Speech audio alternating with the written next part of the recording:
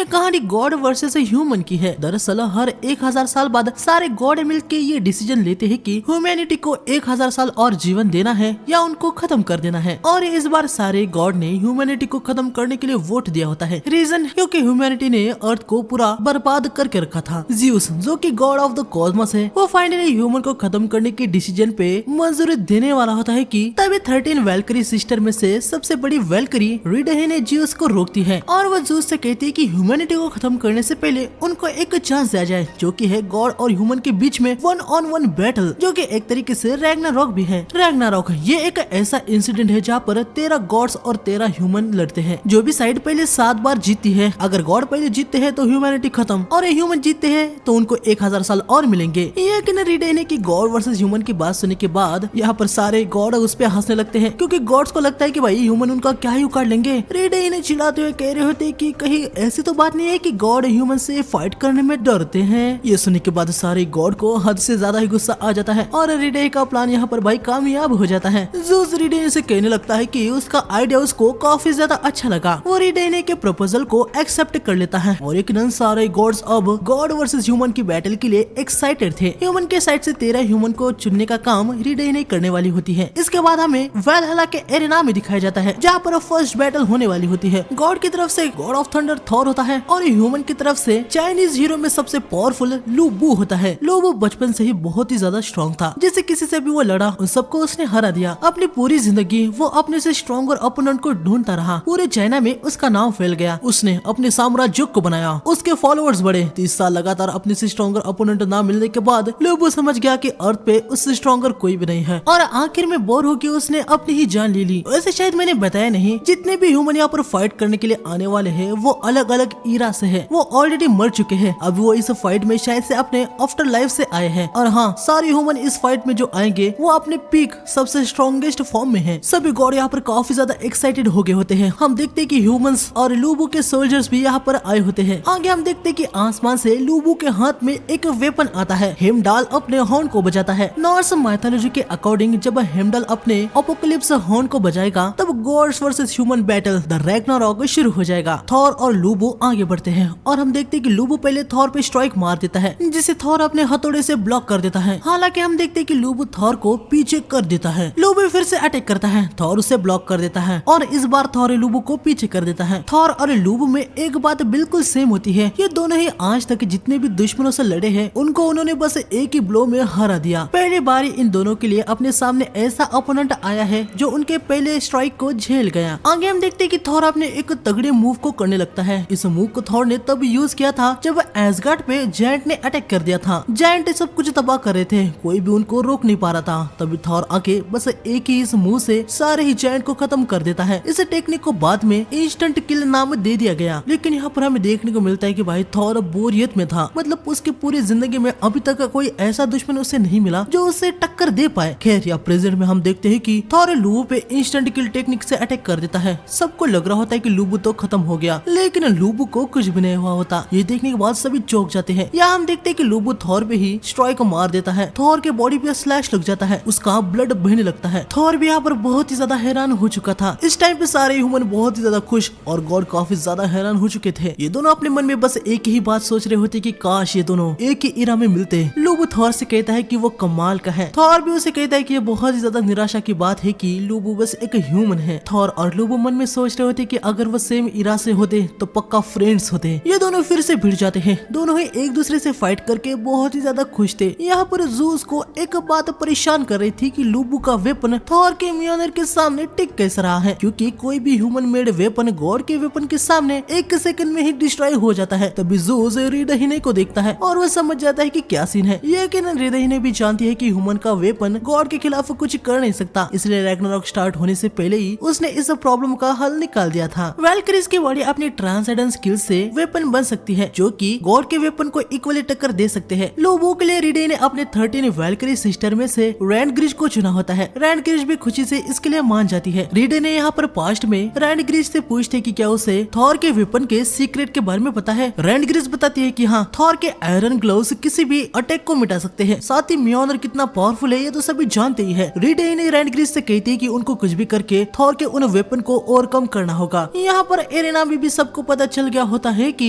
आखिरी लूबू के पास का वेपन थॉर के वेपन के सामने टिक्के से पा रहा है। रैंडग्रिज ने लूबू के मेमोरी को एब्जॉर्ब करके उसके लिए एक परफेक्ट वेपन में ट्रांसफॉर्म हो जाती है। ये जो प्रोसेस है इसे वेलुंडर कहा जाता है। लूबू थॉर के ग्लव्स पे स्ट्राइक को मार देता है और हम देखते हैं कि वो टूटने लगते हैं। नॉर्स माइथोलॉजी के अकॉर्डिंग म्योनिर बहुत ही ज्यादा पावरफुल वेपन है। उसकी हीट से प्रोटेक्ट करने के लिए थॉर को इन जायंट ग्रैपर ग्लव्स को पहनना पड़ता था और हम देखते हैं कि वही ग्लव्स यहाँ पर अभी टूट जाता है। सारे गॉड ये देखने के बाद बहुत ही ज्यादा पैनिक हो जाते हैं। ये दोनों बहुत ही ज्यादा खुश हो जाती है। लूबू थॉर पे और स्ट्राइक मार के उसे पीछे कर देता है, लेकिन तभी हम देखते हैं कि म्योनिर बहुत ही ज्यादा हीट होने लगता है और उसके अंदर से दिल धड़कने जैसी आवाज आने लगती है। थॉर म्योनिर के पास आता है। आखिरकार तुम जाग ही गए हाँ म्योनिर। हम देखते हैं कि म्योनिर टूट जाता है। उसके अंदर से फ्लैश जैसा मटेरियल पल्स होने लगता है। गोली देख के बहुत ज्यादा डर जाती है। वो कह रही होती है कि आखिर वो क्या है। यहाँ पर जूस बहुत ज्यादा खुश हो गया होता है कि फाइनली म्योनिर अवेक हो चुका है। जेड ग्रैपलर ग्लव्स की कहानी में एक मिसअंडरस्टैंडिंग है। वो ग्लव्स थॉर के म्योनिर की पावर को प्रोटेक्ट करने के लिए नहीं, बल्कि वो ग्लव्स म्योनिर के अवेक होने से पहले उसे क्रश करने के लिए थे। यानी एक प्रकार से कहा जाए तो वो थॉर की फुल पावर को रोकने के लिए थे। थॉर यहाँ पर अपने दूसरे ग्लव को भी निकाल देता है और म्योनिर को उठा लेता है। क्या नाम था तुम्हारा? हाँ लूबू, मेरे पास तुम्हारे लिए एक फेवर है, प्लीज मरना मत। थॉर म्योनिर को चार्ज करके लूबू की तरफ फेंकता है, लेकिन लूबू इसे भी डॉज कर देता है और वो थॉर पे स्ट्राइक मारने के लिए आ रहा होता है, लेकिन म्योनिर फिर से पीछे से लूबू की तरफ आने लगता है। लूबू इस बार भी उसे डॉज कर लेता है। थॉर म्योनिर को पकड़ के लूबू पे गेरोड थॉर हैमर से अटैक कर देता है। इस अटैक को देखने के बाद सारे गॉड बहुत ही ज्यादा एक्साइटेड हो गए थे, क्योंकि रोज रोज भाई कहाँ उनको ये सब कुछ देखने को मिलता है। और यहाँ पर ये दोनों बहुत ही ज्यादा चिंता में आ गई होती है, क्योंकि ये भी जानती है कि थॉर का ये अटैक कोई मजाक नहीं है। इस अटैक का इम्पैक्ट बहुत ही ज्यादा भयंकर होता है। सारा एरेना थर थर कांप चुका था, लेकिन हम देखते हैं कि लूबू ने थॉर के इस अटैक को ब्लॉक कर दिया होता है। सारे ह्यूमन बहुत ही ज्यादा खुश हो जाते हैं, लेकिन तभी हम देखते हैं कि लूबू के दोनों पैर की हड्डियां टूट जाती है। वो अपने घुटनों पे आ जाता है और यकीनन ऐसे हालत में लूबू का फाइट करना ये नामुमकिन है। सारे ह्यूमन की आशा यहाँ पर खत्म हो जाती है, लेकिन तभी हम देखते हैं कि लूबू का रेड हेयर हॉर्स यहाँ पर आ जाता है। लूबू की आर्मी जो हार मान चुकी थी, उनमें फिर से जोश आ जाते कि भाई रेड हेयर ने अभी तक हार नहीं मानी है, तो वो लोग कैसे मान सकते हैं। लूबू की आर्मी और ह्यूमन उसे चीयर अप करने लगते हैं। लूबू अपनी पूरी जान लगा के उड़ जाता है और अपने हॉर्स पर बैठ जाता है। रेड हेयर, क्या तुम मेरे लिए अपनी जान भी दोगे दोस्त? रेड हेयर हाँ कहता है। लूबू थॉर के अराउंड तेजी से घूमने लगता है। वो अपने वेपन के लास्ट टिप को पकड़ लेता है। लूबू अब अपनी सबसे पावरफुल स्ट्राइक मारने के लिए जा रहा होता है, जिसको उसने 1 लाख से भी ज्यादा बार प्रैक्टिस किया था। उस टेक्निक का नाम स्काई ईटर है। यकीनन आज तक उसने ये टेक्निक कभी भी यूज नहीं की। लूबू अपने अल्टीमेट टेक्निक से थॉर पर अटैक कर देता है। थॉर भी सामने रेडी था। इनके अटैक भिड़ जाते हैं और हम देखते कि यहाँ पर एक बहुत ही बड़ा एक्सप्लोजन हो जाता है, लेकिन आखिर में हमें देखने को मिलता है कि लूबू का वेपन वैनिश हो गया है। रैंडग्रिज मारी जाती है। लूबू का एक हाथ टूट गया था और दूसरा हाथ लगभग खत्म था। लूबू अपने मुंह से दूसरे हाथ को भी उखाड़ फेंकता है। हम देखते कि फाइनली लूबू अब यहाँ पर खुश हो गया होता है। वो मन में कह रहा होता है कि जिंदगी भर जिसकी तलाश उसने की, आखिरकार उसे वो आज मिल ही गया। लूबू मुस्कुरा के थॉर की तरफ जाने लगता है। थॉर अटैक करके लूबू को खत्म कर देता है। हेमडॉल अनाउंसमेंट करता है कि गॉड वर्सेस ह्यूमन के पहले बैटल में गॉड की जीत हुई। सारे ही गॉड्स बहुत ही ज्यादा खुश हो जाते हैं और रीड हिने को यहाँ पर बहुत ही ज्यादा गुस्सा आ रहा था। लूबू की आर्मी भी यहाँ पर लूबू के लिए खुशी थी। उन्होंने देखा था कि कैसे लूबू अपने आखिरी समय में खुश थे। जो उनको चाहिए था वो उनको मिल गया। तभी आगे हम देखते कि लूबू की सारी आर्मी थॉर की तरफ आने लगती है। ये लोग कह रहे होते कि उनके लॉर्ड के बिना उनका वजूद किसी काम का नहीं है। वो भी अपने लॉर्ड के पास जाना चाहते हैं। थॉर भी यहाँ पर कहता है कि ठीक है, उस इंसान के लिए, मेरे फ्रेंड के लिए, लूबू के लिए ये मेरी आखिरी ऑफरिंग होगी। थॉर इन सब को खत्म कर देता है। ये सब यहाँ से टूट के वैनिश हो जाते हैं। ये दोनों वहाँ से निकल चुकी होती है। गोले रिदहिनी से पूछ रही होती है कि अब इस सब के बाद लूबू और रैंडग्रिज का क्या होगा? क्या होगा मतलब क्या? हाँ, ये बैटल सोल्स की थी। एक बार उनकी सोल्स टूट गई तो वो रिकॉर्ड नहीं हो सकते, रिबॉर्न नहीं हो सकते। उनको किसी भी तरीके से सेव नहीं किया जा सकता। वो सब अब स्पेस में डस्ट बन चुके हैं। उनके साथ जो हुआ है वो निफरहैम है, the complete termination of soul. अब इसके बाद उनका कोई भी वजूद नहीं है। ये सुनने के बाद गोल भाई बहुत ही ज्यादा पैनिक हो जाती है। ये सोच के कि वो अभी अपनी बहन रैंडग्रिज से कभी भी मिल नहीं पाएगी, वो बहुत ही ज्यादा रोने लगती है। इतना सब कुछ होने के बाद भी आप ऐसे शांत कैसे रह सकती है दीदी? क्या आप जरा से भी दुखी नहीं है? हम रैंडग्रिज को फिर से कभी भी नहीं देख पाएंगे। दुखी हूँ? ऐसे एक्ट मत करो। ऐसे एक्ट करोगी तो हम गॉड को कभी भी स्ले नहीं कर पाएंगे। दीदी, लेकिन क्या हमें सच में इतनी दूर तक जाने की जरूरत है? रीडी ने कही थी कि इस फाइट से ही सारे ह्यूमैनिटी का फ्यूचर है। इतना कह के वो आगे बढ़ जाती है। आगे हमें थोड़ी देर बाद दिखाया जाता है। अब सेकंड फाइट होने वाली होती है और सेकंड फाइट में ह्यूमैनिटी की तरफ से हम देखते हैं कि father of all humanity Adam होता है और उसके खिलाफ ज्यूस होते हैं। ज्यूस को सेकंड मैच में देखने के बाद रीडेही बहुत ही ज्यादा हैरान हो जाती है, क्योंकि एडम की फाइट लॉर्ड शिवा से होने वाली थी, लेकिन ज्यूस को एडम से लड़ना था, तो उसने लॉर्ड शिवा से कह के उनकी बजाय लड़ने के लिए ज्यूस आ गया। सारे ह्यूमंस भाई ज्यूस को एक मामूली बुड्ढा समझ रहे होते हैं। वो कह रहे होते हैं कि ये बुड्ढा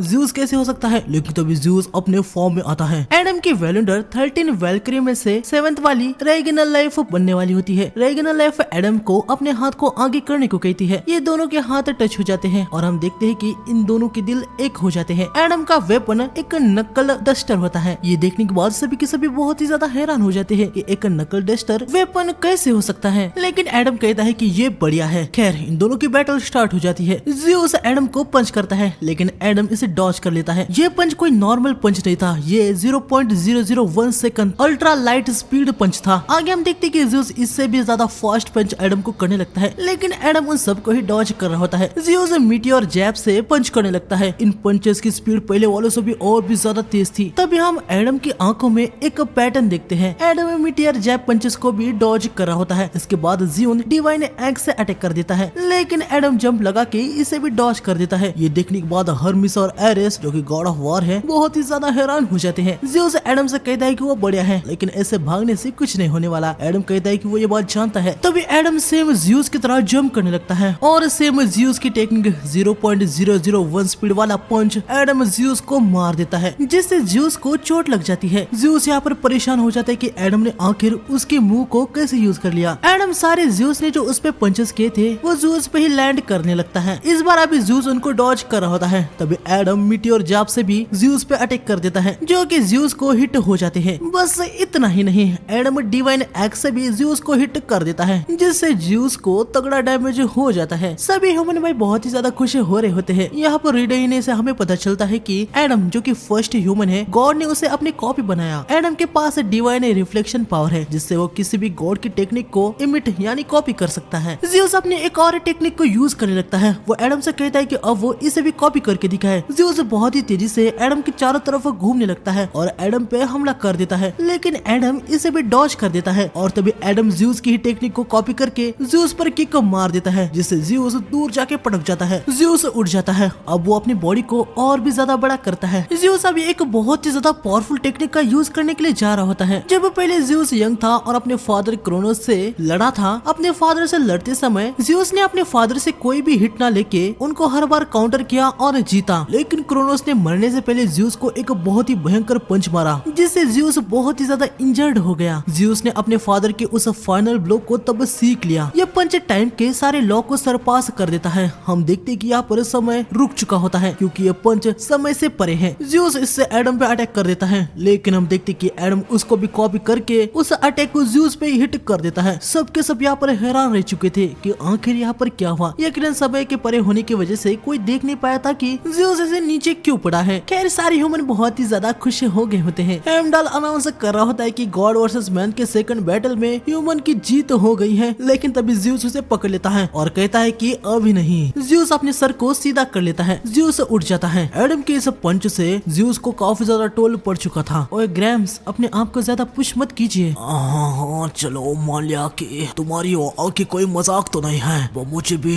तुम्हारे बारे में थोड़ा समझ आ चुका है, लेकिन मुझे एक चीज बताओ, तुम्हारी आंखों में मुझे गॉड के लिए कोई भी नफरत नहीं दिख रही है। मुझे एक कारण बताओ कि तुम यहाँ पर गॉड के खिलाफ लड़ने के लिए क्यों आए हो। अब ये पूछ रहे हो, तुम सभी गॉड एकदम इडियट हो। नफरत, रिवेंज, ये कोई भी कारण नहीं है जिसकी वजह से मैं यहाँ पर लड़ने के लिए आया हूँ। अपने बच्चों को प्रोटेक्ट करने के लिए कोई कारण चाहिए क्या? ये सुनने के बाद भाई सारे ह्यूमन से रोने ही लगते हैं। रीडेही को लगा था कि भाई एडम यहाँ पर आपने कोई रिवेंज या गुस्से की वजह से आया है, लेकिन ऐसा नहीं है। हाँ तुमने तो सारे क्राउड को भी अपनी तरफ कर लिया है। मैं एडमिट करता हूँ कि तुम पावरफुल हो। हाँ मैं ही गधा था, मुझे लगा था कि मैं बस इतने में ही जीत जाऊंगा। हम देखते हैं कि भाई ज़्यूस अपनी बॉडी को क्रश करने लगता है। थोड़ी देर बाद हम देखते हैं कि ज़्यूस अपने फाइनल फॉर्म एडमास में आता है, जिसे देखने के बाद अभी एडम भी जो अभी तक चिल था वो सतर्क हो जाता है। एरेना में हर ह्यूमन थर थर कांपने लगता है। ये दोनों भी। हर्मेस जो ज़्यूस के बेटे में से एक है, वो कह रहा होता है कि ज़्यूस अभी अपने फाइनल फॉर्म में है, लेकिन मैक्सिमम वो इसमें 12 से 13 मिनट तक ही रह सकते हैं। ज़्यूस एडम पे अटैक कर देते हैं। अब ज़्यूस के मसल पूरे सप्रेस हो चुके थे। उनके मसल के अंदर बस एनर्जी थी। ज़्यूस के इस सीक्रेट टेक्निक में एनर्जी का कलेक्शन है। उस एनर्जी को रिलीज करते हुए ज़्यूस ऐसे पंचेस करता है जो कि बहुत ही ज्यादा पावरफुल होते हैं। लेकिन हम देखते कि एडम इसे भी कॉपी करके ज्यूस पे ही लैंड करता है। हालांकि इस बार ज्यूस को कुछ होता नहीं, वो अपने दूसरे हाथ से पंच कर रहा होता है, लेकिन एडम ज्यूस के पंच करने से पहले ही अपना पंच लैंड कर देता है। आगे हम देखते कि एडम लगातार ज्यूस पे पंचेस करने लगता है। लगातार एडम पंचेस किए ही जा रहा होता है, लेकिन तभी हमें देखने को मिलता है कि एडम की आंखों की एक लिमिट है। लगातार ज्यूस के पंचेस को डॉज करते हुए उनको ज्यूस को ही पंच करना, इससे एडम ओवर हिट हो जाता है। हृदय ने भी ये सब कुछ समझ जाती है, उसे ज्यूस पे बहुत ही ज्यादा गुस्सा आ रहा होता है। हालांकि यहाँ पर हम देखते हैं कि एडम के साथ ज्यूस भी अपने लिमिट पे आ रहा होता है, यानी अब ये बैटल सहन शक्ति का है। हम देखते हैं कि दोनों ही अपनी पूरी जान लगा के फाइट कर रहे होते हैं, लेकिन आखिर में हम देखते हैं कि एडम की आंखें डिस्ट्रॉय हो जाती है। ज्यूस एडम को हिट करता है, जिससे एडम पीछे हो जाता है। ज्यूस तुरंत आके एडम को एक और हिट मार देता है। ज्यूस अभी रुकता नहीं, वो एडम पे लगातार पंचेस मारता है। एडम बस अभी डिफेंस में होता है। सारे ह्यूमंस रोने लगते हैं, वो एडम को अभी रुकने को कह रहे होते हैं। यकीनन इनको पता चल गया होता है कि विनर कौन है। या अभी एडम को ऐसे इंजर्ड होते हुए नहीं देख पा रहे थे। एडम को एक बच्चे की रोने की आवाज आने लगती है। वो मन में कहता है कि मत रो, तुम्हारे फादर तुम्हें प्रोटेक्ट करेंगे। ज्यूस एडम पे एक जोरदार पंच मार देता है, लेकिन एडम ज्यूस के सर को पकड़ लेता है और इन्हें दोनों के बीच में एक आखिरी ब्लोज का वार स्टार्ट हो जाता है और काफी देर तक ये चलता है। थोड़ी देर बाद हमें देखने को मिलता है कि ज्यूस नीचे गिर जाता है, लेकिन यहाँ पर एडम ऑलरेडी डेड हो चुका था। जब कोलैप्स हो गया था तभी ये मर चुका था, लेकिन फिर भी इसने सरेंडर नहीं किया। बस इतना ही नहीं, मरने के बाद भी इसने मुझ पर लगातार पंचेस किए। बच्चे, तुमने इस बूढ़े को जमीन पर बैठा दिया, रिस्पेक्ट है तुम्हारी। अगर ये इंश्योरेंस का बैटल होता तो पक्का आप ही जीत जाते। एडम और वैल्करी हमेशा के लिए खत्म हो जाते हैं। सारे ह्यूमन एडम को रिस्पेक्ट दिखाते हैं, यहाँ तक ज्यूस भी एडम को रिस्पेक्ट दिखाता है। इसके बाद हमें थोड़ी देर बाद दिखाया जाता है जहाँ पर गोल बड़ी गुस्से के साथ हिरडेन के पास आती है, लेकिन तभी रिस्ट नाम के वैल्करी गोल को शांत करती है। गोल रिस्ट से कह रही होती है कि दीदी, आपने देखा ना, नकल डस्टर टच भी नहीं हुआ तो रेगिन लेफ्ट को क्यों मरना पड़ा। रिस्ट बताती है कि वैलेंडर टेक्निक में मैन और वैल्करीज एक हो जाते हैं। उनकी बॉडी बस एक वेपन बन के ट्रांसफॉर्म नहीं होती, उनका नसीब भी एक हो जाता है। ये सुनने के बाद गोल बहुत ही ज्यादा दुखी हो जाती है और रोने लगती है। रिस्ट उसे शांत होने को कह रही होती है। गोल कहती है कि वो अपनी बहन को गुड बाय भी नहीं कर पाई। तब यहाँ पर हम देखते कि रिस्ट भाई गोल को बहुत ही तेजी से पकड़ने लगती है। हम देखते कि रिस्ट अचानक से ही बहुत रेज में आ जाती है और वो कहने लगती है कि इसके लिए वो उन गॉड को बिल्कुल भी नहीं छोड़ने वाली। हमें यहाँ पर पता चलता है कि सारे वैल्करीज में सिर्फ रिस्ट ऐसी वैल्करी है जिसके पास एक ही बॉडी में दो पावर्स है, एक शांत और एक रेज वाली। खैर, गोल भाई जैसे तैसे रिस्ट को नॉर्मल कर देती है, लेकिन यहाँ पर हृदय ने भी भाई बहुत ही ज्यादा गुस्से में थी। तभी हृदय के मोबाइल पर मैसेज जाता है कि नेक्स्ट फाइट में पोसाइडन लड़ने वाला है। ये जानने के बाद ये सब के सब बहुत ही ज्यादा पैनिक हो जाते हैं। पोसाइडन ज्यूस का बड़ा भाई है, उसे समंदर का ज्यूस कहा जाता है। हृदय ने यहाँ पर अभी सोच में पड़ जाती है कि पोसाइडन के खिलाफ लड़ने के लिए आखिर वो किसे भेजे। ऑलरेडी वो 2 राउंड हार चुके हैं, लगातार वो और नहीं हार सकते। तभी हम देखते कि यहाँ पर एक ओल्ड मैन आता है और वो कह रहा होता है कि पोसाइडन के खिलाफ लड़ने के लिए वो जाएगा। ये बंदा कोजिरो सासाकी होता है, जिसे हिस्ट्री का सबसे बड़ा लूजर नाम से जाना जाता है। आप तो कोजिरो सासाकी हो? हाँ, फोटो से तो आप बिल्कुल भी अलग दिख रहे हो, आप तो एक बुढ़ाऊ दिख रहे हो। मुझे लगा था कि रैग्नारॉक में जो सोल समन की गई है वो उनके एज और डेथ के बिना अपने स्ट्रॉन्गेस्ट फॉर्म में है। हृदय ने भी कोजिरो को सेम सवाल करने के लिए जा रही होती है, लेकिन उठते समय उससे एक जार गिर जाता है। लेकिन हम देखते कि कोजिरो उसे बहुत ही आसानी से पकड़ लेता है और मिल्क को पी भी लेता है। ये देखने के बाद हृदय ने समझ जाती है कि कोजिरो जो उसके सामने है अभी उसका वो पीक फॉर्म है। कोजिरो बताता है कि उसको मरे हुए 400 साल हो चुके हैं, लेकिन इन 400 सालों में उसने अपनी स्वॉर्ड्समैनशिप को इम्प्रूव करना कभी भी नहीं छोड़ा। अभी जो कोजिरो उनके सामने है वो उसके गोल्डन एज है। ये सब कुछ सुनने के बाद हृदय ने बहुत ही ज्यादा खुश हो जाती है। आगे हमें एरेना में दिखाया जाता है जो कि वाटर से भरा हुआ था। हेमडल अनाउंस करता है कि अब 3rd राउंड का मैच स्टार्ट होने वाला है। सबसे पहले ज़ूस ऑफ वाटर पोसाइडन आता है, उसके बाद कोजिरो ऑरा फॉर्मिंग करते हुए बोट से आता है। कोजिरो को देख के सारे ह्यूमन को लग रहा होता है कि भाई ह्यूमन की तरफ से ये बुढ़ाऊ लगेगा। इनको लग रहा होता है कि ह्यूमैनिटी अब तीसरी बार भी हारने वाली है। स्टेडियम में सारे स्वॉर्ड्समैन यकीनन कोजिरो को पहचान जाते हैं। कोजिरो जो लड़ने के लिए आया है उस पे मुसाशी मियामोटो का क्या कहना है, अब ये सभी स्वॉर्ड्समैन ये सुनना चाह रहे होते हैं, लेकिन मुसाशी अभी कुछ भी नहीं कहता। वैसे मुसाशी उन स्वॉर्ड्समैन में से है जिसने कोजिरो से फाइट की थी और यकीनन कोजिरो को हिस्ट्री का सबसे बड़ा लूजर नाम से जाना जाता है। तो मुसाशी का बेटा यहाँ पर उसको मैदान में देख के थोड़ा सा गुस्सा होने लगता है। खैर, यहाँ पर कोजिरो अपनी स्वॉर्ड को निकाल के जमीन पर टच करता है और पोसाइडन के वाटर की सारी वेव शांत हो जाती है। ये देखने के बाद यहाँ पर सबके सब बहुत ही ज्यादा हैरान रह जाते हैं। मुसाशी अपने बेटे के पास के 5 रिंग्स बुक को फाड़ देता है। वो पूछता है कि डैड आपने ऐसा क्यों किया। उसके डैड बताते हैं कि इसके अभी कोई भी जरूरत नहीं है। हम देखते कि भाई ये सभी अभी रोने लगते हैं। कोजिरो ने वो हासिल कर लिया है जो कि हर स्वॉर्ड्समैन का एक सपना होता है। कोजिरो ने नंबर 1 अंडर द सन को हासिल कर लिया है। नंबर 1 अंडर द सन ये टाइटल उस स्वॉर्ड्समैन को दिया जाता है जो स्वॉर्ड्समैनशिप के पीक पे पहुंच गया, यानी कोजिरो अभी स्वॉर्ड्समैन में नंबर 1 पर है, उसके ऊपर कोई भी नहीं। पोसाइडन और कोजिरो आमने सामने होते हैं। हमें पोसाइडन के बारे में थोड़ा दिखाया जाता है कि भाई पोसाइडन में कोई भी फीलिंग्स वगैरह नहीं है। उसका मानना यह है कि गॉड को किसी की भी जरूरत नहीं होती क्योंकि वो सुप्रीम होते हैं और ह्यूमंस को पोसाइडन एक कचरा मानता है। इसके बाद हमें कोजिरो के पास्ट में दिखाया जाता है। बचपन से ही कोजिरो एक लूजर था। वो टोडा नाम के एक डोजो में बस नाम के लिए स्वॉर्ड्समैन की प्रैक्टिस करता था। यहाँ के एक स्वॉर्ड्समैन कागेकासु से कोजिरो कभी भी नहीं जीता। जैसे ही कोजिरो हारने लगता वो कह देता था कि भाई उसने हार मान ली। लेकिन इस डोजो के मास्टर को सेंस हो चुका था कि भाई कोजिरो में कुछ तो बात है। आगे हमें पता चलता है कि कोजिरो का असली टैलेंट नेचर में था। कोजिरो नेचर से सीखता था, नेचर के सीक्रेट में बीस्ट कैसे जीते हैं, कोजिरो यह सब कुछ ऑब्जर्व करता था। इसके बाद हमें कुछ सालों बाद दिखाया जाता है जहाँ पर कोजिरो अभी अडल्ट हो चुका था। वो अभी बहुत ही ज्यादा मस्कुलर हो चुका था। वो काफी समय बाद डोजो में आया था। कोजिरो को ऐसा देख के भाई सभी के सभी यहाँ पर हैरान हो चुके थे। कोजिकासु कोजिरो से कहता है कि वो उसे फाइट कर ले, लेकिन कोजिरो उसे बताता है कि उसने कागेकासु को अपने हेड में हरा दिया है। कागेकासु को हराने के लिए कोजिरो को अपने हेड में उसके साथ 146 बार लड़ना पड़ा, लेकिन आखिर में कोजिरो ने उसको हरा दिया। कोजिरो यहाँ से निकल रहा होता है। कागेकासु को लग रहा होता है कि भाई आखिर कोजिरो ये क्या मजाक कर रहा है। कागेकासु कोजिरो पे अटैक कर देता है, लेकिन हम देखते हैं कि कोजिरो उसके 2 टुकड़े कर देता है। हालांकि ये कोजिरो ने अपने हेड में किया था और कागेकासु को भी ये सेंस हो चुका था। कागेकासु झुकी कोजिरो से कहता है कि वो सरेंडर कर रहा है। आगे कोजिरो मास्टर सेंगेन से कहता है कि क्या वो उसके साथ फाइट करेंगे और यकीनन मास्टर हाँ कहते हैं। इसके बाद हमें कई साल बाद दिखाया जाता है। मास्टर सेंगेन कोजिरो से मिलने के लिए आते हैं और अंदर आने के बाद उनको देखने को मिलता है कि कोजिरो ने डोजो के सारे ही स्वॉर्ड्समैन को हरा दिया था, यहाँ तक मास्टर सेंगेन को भी। मास्टर सेंगेन यहाँ पर बहुत ही ज्यादा खुश हो गए थे कि कोजिरो ने उनको भी सरपास कर दिया है। इसके बाद कोजिरो अपने एक जर्नी पे निकल पड़ता है जहाँ पर वो हर पावरफुल स्वॉर्ड्समैन से फाइट करता है और हर किसी के साथ वो हारता था, लेकिन यकीनन अपने माइंड में वो उन सबको हराने की प्रैक्टिस किया करता था। यहाँ पर प्रेजेंट में कोजिरो पोसाइडन पे अटैक कर देता है,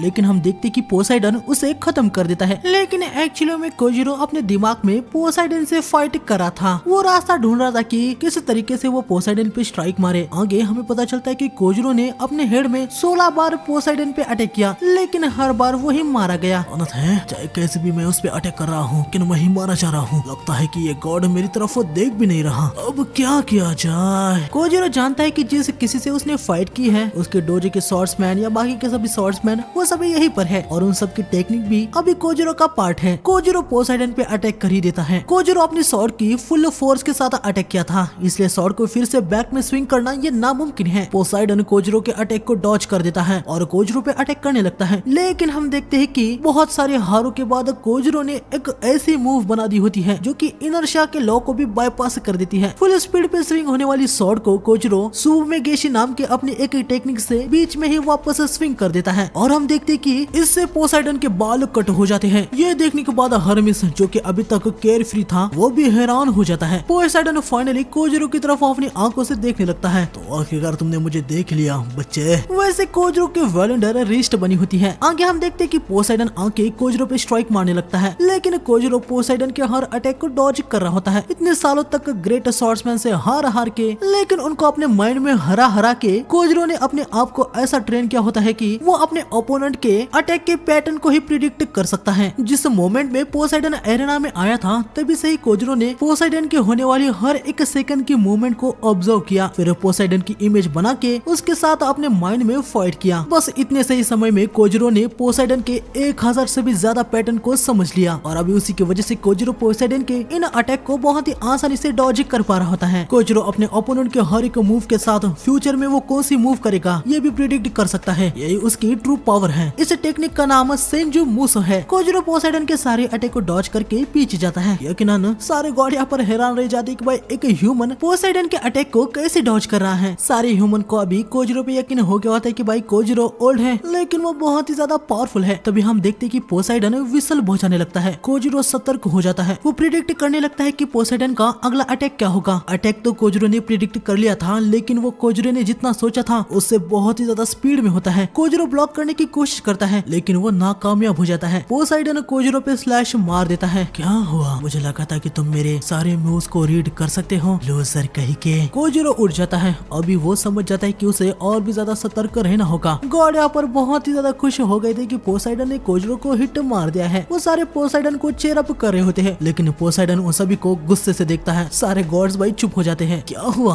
अपने फ्रेंड्स के चेयर्स को तुम ले क्यों नहीं रहे? क्या कहा तुमने? फ्रेंड्स? गॉड्स कोई कांड नहीं रचते, गॉड्स एक दूसरे पे रिलाई नहीं होते, इसे ही गॉड कहते हैं। हम शुरू से ही परफेक्ट बीइंग है, हमें फ्रेंड्स की कोई भी जरूरत नहीं है। अच्छा तो गॉड ऐसे होते हैं? हाँ, सुनने में तो एकदम बेकार एग्जिस्टेंस लग रहे हो। ये सुनने के बाद पोसाइडन को भाई हद से ज्यादा गुस्सा आ जाता है। वो तुरंत ही जंप लगा के जियोन टीरेंट डिमीटर से अटैक कर देता है। कोजिरो इसे ब्लॉक करने लगता है। हम देखते कि भाई कोजिरो पे तो लगातार टीरेंट्स की बरसात हो गई है। हालांकि कोजिरो भी जितना फाइट करता है उतना ही वो इवॉल्व होता है। हम देखते हैं कि वो पोसाइडन के सारे इन अटैक को भी प्रिडिक्ट करके उनको ब्लॉक कर रहा होता है। लेकिन तभी पोसाइडन कोजिरो के मुंह को समझ के उसके ब्लाइंड स्पॉट में अटैक कर देता है। कोजिरो उसे ब्लॉक कर देता है। दोनों फिर से भिड़ जाते हैं। कोजिरो अपने मन में कहता है, जितना मैं इसके पास जाने की कोशिश कर रहा हूँ, जैसे ही मुझे लग रहा होता है कि मैंने इसे पकड़ लिया, यह जंप लगा के मुझसे दूर होता जाता है, लेकिन मैं भी हार नहीं मानूंगा। कोजिरो पोसाइडन के बहुत ही ज्यादा करीब पहुंचने लगता है। कोजिरो बहुत ही तेजी से पोसाइडन पे अटैक कर ही देता है। ये देखने के बाद पोसाइडन भी हैरान हो गया था, लेकिन वो अटैक को डॉज कर देता है। हालांकि तभी कोजिरो अपनी ग्रिप को चेंज करके गिरियो ह्यूओ टेक्निक से पोसाइडन पे हमला कर देता है, लेकिन इस बार भी पोसाइडन कोजिरो की पहुंच से दूर निकल जाता है। पोसाइडन अपने टीरेंट से कोजिरो के वेपन को तोड़ देता है। सारे गॉड को लग रहा होता है कि कोजिरो तो अब हार ही गया। यहाँ तक पोसाइडन को भी लग रहा होता है कि अभी कोजिरो कुछ नहीं कर पाएगा, लेकिन हम देखते हैं कि कोजिरो अपनी टूटी हुई स्वॉर्ड को लेता है और स्वॉर्ड ग्लो होने लगती है। कोजिरो की वॉलेंडर रिस्ट होती है, और जैसे कि हमें पता ही है कि रिस्ट एक अकेली ऐसी वेलकरी है जिसके पास एक की बॉडी में दो पावर्स है। हम देखते हैं कि यह स्वॉर्ड डुअल स्वॉर्ड में बदल जाती है, और हर एक स्वॉर्ड में रिस्ट की एक पर्सनालिटी होती है। दोनों फिर से लड़ने के लिए तैयार हो जाते हैं। पोसाइडन अटैक कर ही देता है। डुअल स्वॉर्ड से कोजिरो पोसाइडन के हर एक मूव को ब्लॉक कर रहा होता है। डुअल स्वॉर्ड से लड़ना यह स्पेशलिटी मुसामोटो की होती है। कोजिरो ऑलरेडी इसके साथ भी लड़ चुका है। बस इतना ही नहीं, मरने के बाद भी कोजिरो ने अपने माइंड में 1000 बार से भी ज्यादा मुसाशी से फाइट कर रखी थी, और अभी वो मुसाशी की टेक्निक में उससे भी आगे है। बस इतना ही नहीं, कोजिरो अब यहाँ पर हर एक स्वॉर्ड्समैन के टेक्निक का यूज करके पोसाइडन से लड़ रहा होता है। और आगे हम देखते हैं कि आखिर में कोजिरो पोसाइडन पे बहुत ही सारे स्लैशेस मार देता है। हेमडाल और सारे गॉड यहाँ पर हैरान रह जाते हैं कि पोसाइडन, जो कि समंदर का जूस है, वो आज पहली बार इतना इंजर्ड है, वो भी एक ह्यूमन के हाथों। सारे ह्यूमंस यहाँ पर बहुत ही ज्यादा खुश हो जाते हैं। लेकिन तभी आगे हम देखते हैं कि पोसाइडन फिर से विसल बजने लगता है। पोसाइडन अभी तक अपनी फुल पावर से लड़ ही नहीं रहा था। अभी वो अपने सारे इन बेकार से ट्रिक्स का यूज करने के बजाय सीधा ही फुल पावर के साथ कोजिरो पे स्लैश मार देता है। कोजिरो तुरंत शिंजू मुसो का यूज करता है, लेकिन इस बार पोसाइडन बहुत ही स्पीड से अटैक कर रहा होता है। कोजिरो इसे अवॉइड नहीं कर पा रहा होता। तभी पोसाइडन मेडुसा एलोपर डेमीटर से कोजिरो पे हमला कर देता है, और ये अटैक भाई हद से ज्यादा स्पीड के होते हैं। कोजिरो भी हार नहीं मानता, वो अटैक को ब्लॉक करता रहता है। कोजिरो पोसाइडन पे वार करने की कोशिश कर रहा था, लेकिन फिर से पोसाइडन कोजिरो की पोज से आगे निकल चुका होता है। जब भी कोजिरो को लग रहा था कि वो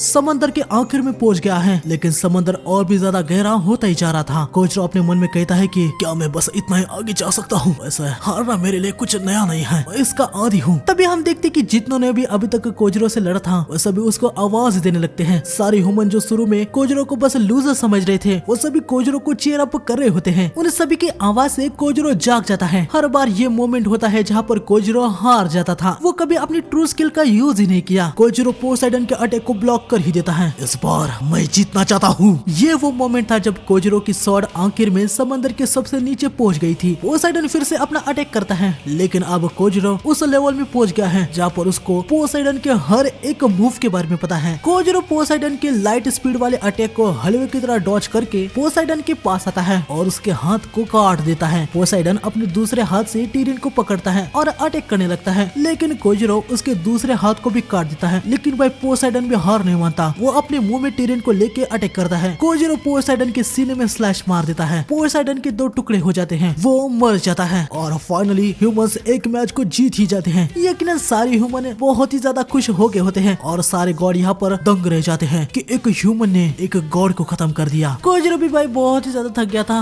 वो नीचे गिरने लगता है। रिस्ट उसे पकड़ लेती है। इसके बाद हमें ज़ूस और इनको दिखाया जाता है। ज़ूस पिछले मैच में नहीं था क्योंकि एडम के साथ फाइट करके उनकी बैंड बच गई थी, तो वो ट्रीटमेंट लेके आराम कर रहे थे। खैर अब यहाँ पर सभी गॉड्स को ये बात समझ में आ चुकी होती है कि रैग्नारॉक कोई मजाक नहीं है, ह्यूमंस भी बहुत ही ज्यादा स्ट्रॉन्ग है। पोसाइडन मारा गया। यकीनन इस बात से ज़्यूस और बाकी के सारे ही गॉड बहुत ही ज्यादा गुस्से में होते हैं और ज़्यूस ने सोच लिया था कि कैसे भी करके नेक्स्ट राउंड में इनको जीतना ही है। है। इसके बाद हमें गोल को दिखाया जाता है जो कि रीडेहिने को ढूंढ रही होती है। तभी उसे देखने को मिलता है कि रीडेहिने तो हरमिस से बात कर रही है। गोल आके रीडेहिने से पूछते है कि वो दोनों क्या बात कर रहे थे, लेकिन रीडेहिने कुछ बताती नहीं। रीडेहिने भी जानती है कि गॉड्स एक मैच हारने के बाद शांत नहीं बैठेंगे और वो चौथे मैच को किसी भी हालत में जीतना चाहेंगे, इसलिए चौथे मैच में वो किसी पावरफुल गॉड को ही भेजेंगे। गोल सोच रही होती है कि आखिर चौथे मैच में कौन सा गॉड होगा। तभी सामने से हरक्यूलिस आता है और वो इनको बताता है कि चौथे मैच में गॉड की तरफ से वो लड़ने वाला है। हरक्यूलिस को देखते ही गोल उसकी तरफ तेजी से जाने लगती है और हम देखते हैं कि भाई हरक्यूलिस एक अच्छा गॉड होता है। आगे हमें देखने को मिलता है कि लोकी हरक्यूलिस के पास आता है। लोकी भी जानता है कि हरक्यूलिस दिल का बड़ा अच्छा है, तो उसे लग रहा होता है कि गॉड्स की तरफ से उसे लड़ने देना ये सही होगा या नहीं। हरक्यूलिस लोकी को बताता है कि ह्यूमैनिटी को खत्म कर देना वो इसके खिलाफ है। हालांकि अभी वो रैग्नारॉक में इंटर हो गया है, तो गॉड्स का चैंपियन होने के नाते वो हारेगा भी नहीं और अपनी जीत के बाद मैनकाइंड को कैसे बचाया जाए इसके लिए वो पिटिशन भी करेगा। लोकी भाई कुछ समझ नहीं पा रहा होता है कि हरक्यूलिस किसके साइड में है। हरक्यूलिस निकलने लगता है। वो लोकी को बताता है कि वो हमेशा सच्चाई के साइड में होता है। इसके बाद हमें दिखाया जाता है कि हरक्यूलिस का ओपोनेंट ह्यूमैनिटी का सबसे बड़ा किलर जैक द रिपर है। जैक द रिपर के कहने पर एरेना को उसके होम टाउन लंदन की तरह बनाया गया होता है। जैक को देखने के बाद हरक्यूलिस को बड़ा गुस्सा आ जाता है।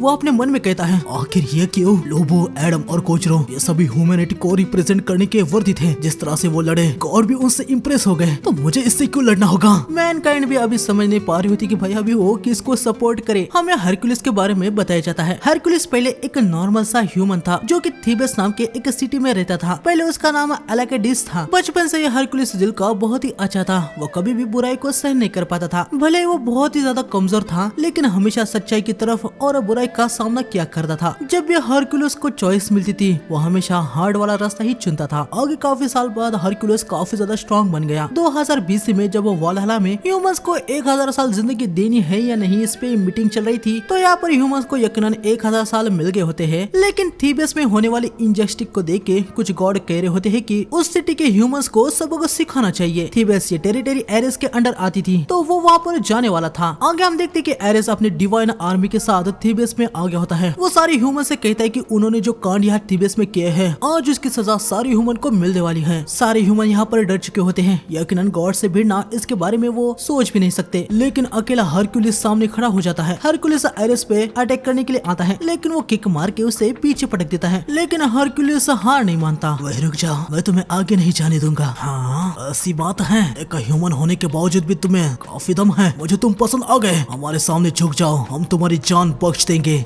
गॉड अपनी मर्जी से लाइफ को क्रिएट करते हैं और उन पे अपना जजमेंट भी डाल देते हैं। हम ह्यूमंस की लाइफ लिमिटेड होती है, इसलिए हर किसी का जीने का तरीका अलग होता है। कुछ अच्छे कुछ बुरे रास्ते को चुनते हैं। ह्यूमंस हमेशा डाउट में रहते हैं, हम ग्रो कैसे होंगे ये हमेशा हम सीखते रहते हैं। हम हमेशा तुम गॉड्स को प्रे करते हैं, फिर भी हमारे ऊपर ऐसे विनाश का जजमेंट डाल देना आपको लगता है कि ये सही है? अगर ऐसी बात है तो मैं ह्यूमैनिटी के लिए अपनी जान भी रिस्क में डाल दूंगा। हम देखते हैं कि हरक्यूलिस ज्यूस के ब्लड को निकालता है जो कि इस टाउन के टेंपल में था। हरक्यूलिस का इकलौता और बेस्ट फ्रेंड कास्टर उसे रोकने लगता है। कहानी के अकॉर्डिंग अगर एक ट्रू हीरो ज्यूस के ब्लड को पीता है तो वो इमॉर्टल बन जाएगा, लेकिन अगर वो ट्रू हीरो नहीं होगा तो इसके पीते ही वो तुरंत खत्म हो जाएगा। यहाँ पर हम देखते हैं कि हरक्यूलिस ज्यूस के ब्लड को पी लेता है और पीते ही हरक्यूलिस को बहुत ही ज्यादा पेन होने लगता है। सबको लग रहा होता है कि हरक्यूलिस मारा गया। एरेस आगे बढ़ रहा होता है, लेकिन तभी हरक्यूलिस उसे रोक देता है। हरक्यूलिस की पावर अब बहुत ही ज्यादा बढ़ चुकी होती है। सभी के सभी यहाँ पर हरक्यूलिस को देख के हैरान हो जाते हैं। हालांकि इस डिवाइन सोल्जर को लग रहा होता है कि भाई ये हरक्यूलिस तो बस एक मामूली ह्यूमन है, तो वो हरक्यूलिस पे अटैक कर ही देता है। लेकिन हरक्यूलिस से एक ही वार में पटक देता है। ये पावर कोई शक की बात ही नहीं है, ये मेरे फादर ज़्यूस की पावर है। सारे डिवाइन सोल्जर अटैक करने के लिए आ जाते हैं। आगे हमें थोड़ी देर बाद दिखाया जाता है जहाँ पर हम देखते हैं कि हरक्यूलिस ने सारे डिवाइन सोल्जर को हरा दिया था। उसने तो एरेस की भी हालत खराब कर दी होती है। एरेस हरक्यूलिस पे पंच करता है। हरक्यूलिस सीधा उसे अपने सर से रोकते हुए एरेस के मुंह पे पंच जड़ देता है। दोनों फिर से भिड़ने जाते हैं, लेकिन तभी ज़्यूस आके इनको रोक देते हैं। यकीनन ज़्यूस को सब पता चल गया होता है कि हरक्यूलिस ने उसके ब्लड को पिया है, फिर भी वो जिंदा है। ज़्यूस हरक्यूलिस को बताता है कि वो गॉड बनेगा। ये सुनने के बाद सभी के सभी हैरानी हो जाते हैं। क्या मैं और एक गॉड? हाँ, तो मैं यहाँ अर्थ पे छोड़ दिया जाए तो इससे बस दिक्कत ही होगी। साथ में तुम सच्चाई को प्रोटेक्ट करना चाहते हो, है ना? गॉड बनने के बाद तुम्हारे लिए ये करना परफेक्ट होगा। हरक्यूलिस गॉड बनने के लिए तैयार हो जाता है, लेकिन वो ज़्यूस से एक कंडीशन मांगता है कि वो फिर से कभी भी ह्यूमैनिटी को खत्म नहीं करेंगे। ज़्यूस कहते हैं कि जब तक ह्यूमन सच्चाई और भलाई के साथ रहते हैं तो वो उनको कुछ नहीं करेंगे। इसके बाद 4000 साल तक गॉड्स अर्थ के किसी भी मैटर में इंटरफियर नहीं किए। आगे जाके हरक्यूलिस को ज़्यूस के बेटे ह्यूमैनिटी का औहदा भी मिल गया। इसके बाद हमें जैक द रिपर के बारे में दिखाया जाता है। जैक बचपन से ही बहुत ही गरीब था। जैक के पास एक आई होती है जिससे वो ह्यूमन के इमोशन को देख पाता था, जैसे रेड कलर मतलब गुस्सा,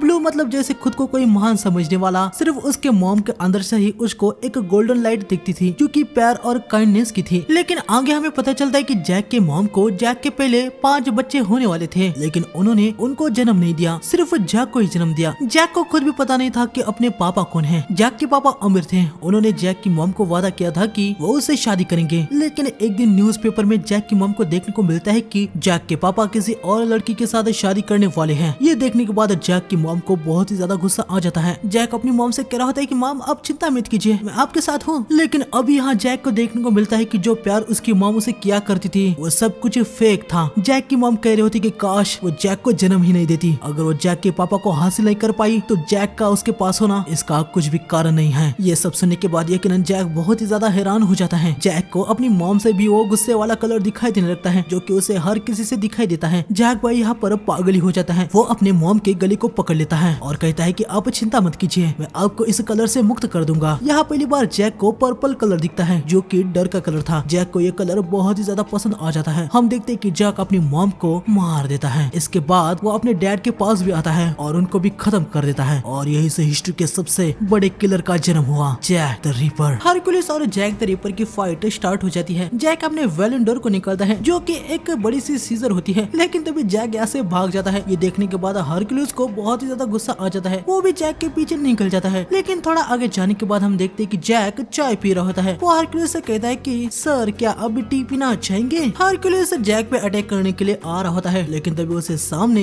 एक वायर दिख जाता है। हरक्यूलिस उसे पकड़ लेता है, लेकिन तभी उस पे काफी सारे वेपन से अटैक हो जाता है। लेकिन हरक्यूलिस उन सबको काउंटर कर लेता है। बेवकूफ कहीं के, गैरिडा हिल्डी ने तुम्हें बताया नहीं है कि कोई भी ह्यूमन मेड वेपन गॉड्स को एक स्क्रैच भी नहीं लगा सकते। सर मेरा नेचर यह है कि मैं किसी भी चीज पे यकीन करने से पहले उसे खुद टेस्ट करता हूँ। हरक्यूलिस जैक पे अटैक करने के लिए जा रहा होता है, तभी जैक एक गन निकाल के फायर करता है। ये एक हुक वाली गन थी। जैक हरक्यूलिस से दूर हो जाता है, लेकिन तभी हरक्यूलिस एक बड़ी सी जंप लगा के जैक पे अटैक कर देता है। जैक अटैक को अपने वेलेंडर से ब्लॉक करता है। हालांकि हम देखते हैं कि सीजर यहाँ पर टूट जाती है। जैक हरक्यूलिस से दूर हो जाता है और अपनी जेब से कुछ वेपन निकाल रहा होता है। मैंने तुमसे कहा है ना कि कोई भी ह्यूमन मेड वेपन मेरा कुछ भी नहीं उखाड़ सकता। जैक नाइफ को हरक्यूलिस के ऊपर फेंकता है। हरक्यूलिस बिना फिक्र किए हुए आगे बढ़ता है, लेकिन हम देखते हैं कि ये नाइफ्स हरक्यूलिस को इंजर्ड कर देते हैं। यकीनन ये देखने के बाद सभी के सभी हैरान हो चुके थे। आखिर ये कैसे? हाँ, मैंने कहा था कि वो सीजर्स मेरे वेलेंडर हैं, लेकिन वो एक झूठ था। मैं हैरान हो गया कि अब उस झूठ में इतने आसानी से फंस गए। सर मतलब ये नाइफ्स तुम्हारे वेलेंडर हैं? मेरा वेलेंडर ये वेपन प्रोड्यूसिंग पॉकेट है, लेकिन दिक्कत की बात ये है कि ये पॉकेट उनके साइज से ज्यादा बड़े वेपन्स नहीं बना सकते। हरक्यूलिस नाइफ को निकाल देता है। जैक और भी नाइफ को फेंकता है, लेकिन इस बार हरक्यूलिस अपने वेपन से उनको ब्लॉक कर देता है। हालांकि जैक इन्फोनाइट नाइफ को प्रोड्यूस कर सकता है। वो लगातार ये हरक्यूलिस पे नाइफ से अटैक कर रहा होता है और कुछ नाइफ हरक्यूलिस को हिट हो रहे होते हैं, लेकिन आगे हरक्यूलिस अटैक को ब्लॉक करते हुए आगे बढ़ता है और जैक के करीब आके उस पे अटैक कर देता है। जैक अम्ब्रेला को बना के उसे घुमाता है और हरक्यूलिस के अटैक को पैरी कर लेता है। हरक्यूलिस अब होल्ड बैक करना बंद कर देता है। वो अपने नेमियन लियोन स्किल से अटैक कर देता है। हरक्यूलिस अपने अम्ब्रेला से इस अटैक को भी ब्लॉक करने लगता है, लेकिन अम्ब्रेला टूट जाता है और वो पीछे दीवार पे पटक जाता है। जैक का शोल्डर टूट गया था, लेकिन वो उसे बस थोड़ा सा हिला के फिक्स कर देता है और अपने दोनों पॉकेट का यूज करके वो एक बड़ा सा वेपन बना देता है। जैक हरक्यूलिस पे अटैक कर देता है, जिसे हरक्यूलिस आराम से ब्लॉक कर देता है। जैक पीछे जाके अपने वेपन के मोड को चेंज करके हरक्यूलिस पे वार करता है। हरक्यूलिस उसे डॉज कर लेता है। जैक फिर से अपना नाइफ से अटैक करना शुरू कर देता है। हरक्यूलिस उन सबको काउंटर करके जैक पे ही अटैक कर देता है, लेकिन जैक हुक वाली गन का यूज करके हवा में आ जाता है और हरक्यूलिस पे अटैक करने लगता है। लेकिन जैक चाहे कितने भी अटैक क्यों न करा था, हरक्यूलिस उसके हर एक अटैक को डॉज और ब्लॉक कर रहा होता है। आगे हरक्यूलिस जैक के नाइफ को अपने हाथ से ही ब्लॉक करके उस पे अटैक कर देता है, लेकिन जैक अचानक से ही हवा में जंप लगा देता है। एक्चुअली में जैक पियानो वायर की हेल्प से ऐसा कर पा रहा था। जैक ने इस हर जगह पे पियानो वायर को फैला दिया था। तभी जैक अपने नाइफ को ऊपर वायर पे फेंकता है। हम देखते कि इस वायर का यूज करने के बाद वो नाइफ को बहुत ही ज्यादा तेज करके हरक्यूलिस पे अटैक कर देता है। अटैक्स रैंडमली कहीं से भी हो रहे थे, इसलिए हरक्यूलिस को उनको डॉज या ब्लॉक करना ये मुश्किल हो रहा था। हरक्यूलिस के लिए भी इतनी ज्यादा इंजरीज को लेना ये ठीक नहीं था। हरक्यूलिस सारे नाइफ को निकाल देता है। जैक फिर से सामने से अटैक कर देता है, लेकिन इस बार हरक्यूलिस हरकुलिस यहाँ पर हेरक्यूल एक्सोडस के 6th level gas summoning wide का यूज करके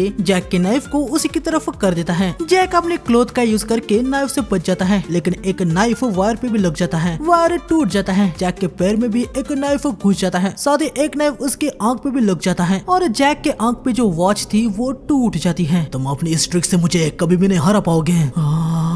बढ़िया है, इस अपने पैशन को ऐसे ही बरकरार रखना सर। जैक देखता है कि हरकुलिस के पास एक बहुत ही ज्यादा पावरफुल, कभी ना डगमगाने वाली विल है। उसके पास भी वही कलर है जो उसने सिर्फ अपने मॉम के अंदर देखा था। अभी जैक भाई ये देखने के लिए बहुत ही ज्यादा एक्साइटेड था कि जब हरकुलिस मरेगा तो उसका कलर कैसा होगा। तभी जैक अचानक से ही एक गाना गाने लगता है। London Bridge is broken down, broken down, broken down, London Bridge is broken down, my fair lady। Hercules Jack की बातों को कुछ समझ नहीं पा रहा होता है। जैक बताता है कि जब वो जीते हैं तो हर पर्सन के इमोशन अलग अलग होते हैं, लेकिन मरते वक्त हर कोई डर के इमोशन में ही होता है और वो डर वाला एक्सप्रेशन देखना जैक को बहुत ही ज्यादा पसंद है। लेकिन हरक्यूलिस जैक को बताता है कि भले ही हरक्यूलिस मर क्यों नहीं रहा हो, लेकिन उसके अंदर से जैक को कोई भी डर वाला इमोशन नहीं दिखने वाला। हरक्यूलिस जैक पे अटैक कर देता है। जैक पीछे जंप लगा के अटैक को डॉज कर देता है। जैक तुरंत नाइफ से हरक्यूलिस पे वार करता है, लेकिन हरक्यूलिस उसके सारे ही नाइफ को काट देता है। जैक हुक गन से फिर से भागने लगता है, लेकिन इस बार दीवार ही टूट जाती है। जैक हवा में लटक जाता है। खैर वो ऊपर चढ़ने लगता है, लेकिन तभी नीचे से हरक्यूलिस बिल्डिंग पे हिट मार देता है। हम देखते हैं कि सारी बिल्डिंग ही नीचे गिरने लगती है। बिल्डिंग एक दूसरे बिल्डिंग पे गिर जाती है, जिसकी वजह से जैक बच जाता है। तभी Hercules 7th labour creatine bull का यूज करके जैक पे अटैक करने वाला होता है। जैक क्लॉक को निकाल के उसे हरक्यूलिस की तरफ फेंकता है। यकीनन ये एक कोई वेपन नहीं है, तो हरक्यूलिस इसे अपने हाथ से ब्लॉक करने लगता है, लेकिन तभी हम देखते हैं कि वो क्लॉक हरक्यूलिस के हाथ को काट देती है। सभी के सभी ये देखने के बाद हद से ज्यादा हैरान हो जाते हैं। तभी हरक्यूलिस को समझ आता है कि जैक के असली वेलेंडर उसके ग्लव्स हैं। लोग के यहाँ पर हैरान हो जाता है कि भाई एक ह्यूमन इतना चालाक है कि उसके ट्रिक्स के बारे में उसे भी पता नहीं चला। जैक के ग्लव्स किसी भी चीज को छूते ही वो डिवाइन ट्रेजर में बदल जाते हैं। अभी तक जैक ने हरक्यूलिस को बेवकूफ बना के लगातार नाइफ से अटैक किया, ताकि हरक्यूलिस को पूरा यकीन हो जाए कि उसके पॉकेट ही उसकी वेलेंडर है। लेकिन जैसे ही जैक को हरक्यूलिस को तगड़ा डैमेज देने का मौका मिला, उसने उसे गवाया नहीं। रीडहिल्डे ने ही जैक के लिए इस वेपन का इंतजाम किया था। जैक की वेलेंडर व्लोक बनने वाली थी। व्लोक को भी किलर जैक की वेलेंडर बनने में कोई भी इंटरेस्ट नहीं था और वो इसके लिए मना कर देती है। लेकिन हम देखते हैं कि जैक व्लोक की मर्जी के बिना ही उसे अपना वेलेंडर बना लेता है। यहाँ लंदन सिटी में जैक जिस भी चीज को टच करता है वो एक डिवाइन वेपन बन जाएगा। हरक्यूलिस अपने हाथ पे पट्टी लगाता है। जैक को अभी भी हरक्यूलिस के अंदर गोल्डन कलर ही दिख रहा होता है, इसके लिए वो हरक्यूलिस को रिस्पेक्ट दिखाता है। हरक्यूलिस भी समझ जाता है कि जैक अपनी आंखों से इमोशन को देख सकता है। हरक्यूलिस अब समझ चुका था कि जैक दिल से बुरा नहीं है, उसकी कंडीशन ने उसे ऐसा किलर बना दिया। हरक्यूलिस जैक से कहता है कि वो चिंता ना करे, वो जैक को अपनी इस निराशा से निकाल ही देगा। ये सुनने के बाद जैक यहाँ पर बहुत ही ज्यादा हैरान हो चुका था। उसे कुछ समझ नहीं आया था कि भाई हरक्यूलिस से क्या बात कर रहा है। जैक को यहाँ पर हरक्यूलिस के अंदर से एक अलग ही कलर दिखाई देने लगता है। इस कलर में कोई भी गुस्सा नहीं था, कुछ भी ऐसा नहीं था जिससे जैक को हार्म पहुंचे। जैक तेरी पर मैं तुम्हें तुम्हारे इन सफरिंग से बचाऊंगा। हरक्यूलिस अपने वेपन को फेंकता है और हेडिस के हॉर्न को समन करता है। हेडिस के हॉर्न हरक्यूलिस के साथ मर्ज हो जाते हैं। ये हरक्यूलिस का आखिरी 12th लेबर फॉर्म होता है। ये बहुत ही ज्यादा पावरफुल फॉर्म होता है, लेकिन इसके साइड इफेक्ट भी हैं। ये फॉर्म हरक्यूलिस के अपोनेंट को खा जाते हैं, लेकिन अगर अपोनेंट को टाइम पे नहीं खाया गया तो ये हरक्यूलिस को ही कंज्यूम कर लेते हैं। हरक्यूलिस जैक पे अटैक कर देता है। जैक उसे डॉज कर देता है। हम देखते हैं कि ये अटैक बहुत ही ज्यादा पावरफुल था। जैक टूटे हुए पत्थरों को हरक्यूलिस पे फेंकता है, लेकिन अब हरक्यूलिस उनको बहुत ही आसानी से डिस्ट्रॉय कर देता है। हरक्यूलिस फिर से अटैक करने के लिए आ जाता है। जैक पीछे जंप लगा के अटैक को डॉज कर लेता है, लेकिन हरक्यूलिस रुकता नहीं। वो जैक पे एक और हिट मारने के लिए आता है। जैक नीचे गिरते हुए आयरन प्लेट को डिवाइन वेपन बना देता है। हालांकि हरक्यूलिस उसे एक हिट में ही तोड़ देता है। हरक्यूलिस अपने आर्म की पूरी स्ट्रेंथ एक जगह पे लाके हमला कर देता है, लेकिन जैक हरक्यूलिस के हाथ पे जंप लगा के उसके पीछे चला जाता है। हरक्यूलिस अब रुकता नहीं, वो फिर से अटैक करने के लिए आ जाता है। जैक गटर के ढक्कन को शील्ड की तरह यूज करता है, हालांकि इसका कोई भी फायदा नहीं होता। ढक्कन टूट जाता है और हरक्यूलिस जैक पे हिट लैंड कर ही देता है। हालांकि ढक्कन की वजह से अटैक की पावर कम हो गई थी, तो जैक अभी ठीक ही होता है। जैक हुक गन से ऊपर जाने लगता है, लेकिन हरक्यूलिस आके उसे एक पंच मार देता है। जैक नीचे गिरता है। हम देखते हैं कि जैक के अंदर फेंस घुस जाता है, जिससे यकीनन जैक को काफी ज्यादा डैमेज हो गया था। जैक नाइफ से फेंस को कट कर देता है और आगे फेंस को निकाल देता है। जैक जैक दर्द से चिल्लाता है। हरक्यूलिस जैक के पास आता है, लेकिन तभी जैक अपने क्लोथ को निकाल के उसे वेपन में बदल देता है और पीछे की बिल्डिंग को गिरा देता है। जैक हरक्यूलिस के पास आके उस पे जंप लगाता है और बिल्डिंग के विंडो से दूसरी तरफ निकल जाता है। पूरी बिल्डिंग यहाँ पर हरक्यूलिस पे गिर जाती है, लेकिन फिर भी हरक्यूलिस इससे सर्वाइव कर जाता है। लेकिन हरक्यूलिस भी अभी काफी ज्यादा इंजर्ड हो चुका था। हरक्यूलिस आगे बढ़ता है। जैक नीचे पड़े हुए वुडन से अपने लिए वेपन और शील्ड बना लेता है। जैक पहले अटैक करता है, जिसे हरक्यूलिस काउंटर कर देता है। हरक्यूलिस के अटैक को जैक अपनी शील्ड से ब्लॉक कर देता है। इन दोनों के बीच में फिर से स्ट्राइक शुरू हो जाती है, लेकिन आखिर में हरक्यूलिस जैक की शील्ड को तोड़ देता है। वो उसे हिट मार देता है। जैक दूर पटक जाता है। अभी जैक हद से ज्यादा इंजर्ड हो चुका था। आगे जैक हरक्यूलिस के अटैक को बस डॉज कर रहा होता है और मौका मिलते ही वो हरक्यूलिस के ब्लाइंड स्पॉट पे अटैक कर देता है, लेकिन हरक्यूलिस को इससे ज्यादा इम्पैक्ट नहीं होता। हरक्यूलिस जैक को पीछे पटक देता है। सबको लग रहा होता है कि जैक खत्म हो गया, लेकिन वो उठ जाता है। जैक लंगड़ाते हुए हरक्यूलिस के पास आ जाता है। दोनों ही एक दूसरे पे अटैक करते हैं। हरक्यूलिस अटैक को डॉज करके जैक के सर पे पंच मार देता है। जैक नीचे गिर रहा होता है। हरक्यूलिस एक आखिरी अटैक करके जैक को खत्म करने ही वाला होता है, लेकिन तभी हम देखते हैं कि जैक संभल जाता है और वो अपने ब्लडी हाथों को हरक्यूलिस के अंदर घुसा देता है। तुम्हारा ब्लड, मुझे लगा था कि तुम अपने इंजरीज को होल्ड कर रहे थे, लेकिन तुमने अपने ब्लड को अपने ग्लोव्स के साथ मिक्स कर दिया और मैंने अपने ब्लड को डिवाइन ट्रेजर में ट्रांसफॉर्म कर दिया।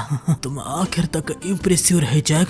अभी मेरे दिल का कलर क्या है? क्या वो चेंज हुआ? मैं हार गया सर, मैं कभी भी नहीं बदलूंगा। हमेशा ये याद रखना, हर वक्त मैं ह्यूमंस को प्यार करता हूँ। हरक्यूलिस जैक को गले लगाता है। आगे हम देखते हैं कि हरक्यूलिस हमेशा के लिए खत्म हो जाता है। हेमडाल अनाउंसमेंट कर देता है कि गॉड वर्सेस ह्यूमन के 4th बैटल में ह्यूमंस की जीत हुई। जैक के वेलेंडर बाहर आती हैं और वो जैक से पूछते हैं कि गॉड को मार के आखिर उसे कैसा फील हो रहा है। जैक यहाँ पर पहली बार अपने जीवन में इमोशनल वाले इमोशन को फील कर रहा था। उसे पता नहीं चल रहा था कि आखिर ये क्या है। वो अपने मन में कहता है कि अगर मेरे पास एक विश मांगने की होती तो मैं ये मांगता कि मैं आपको फिर से देख पाऊँ। हरक्यूलिस ने जैक से जो वादा किया था अंत तक वो उसे निभाया। जैक के अंदर की ह्यूमैनिटी वाले एहसास को उसने जगाया और जैक को निराशा से मुक्त कर दिया। खैर लोग देखते हैं कि भाई उसके पूरे बॉडी में तो ब्लड लगा हुआ है। वो यहाँ से जाने लगती है।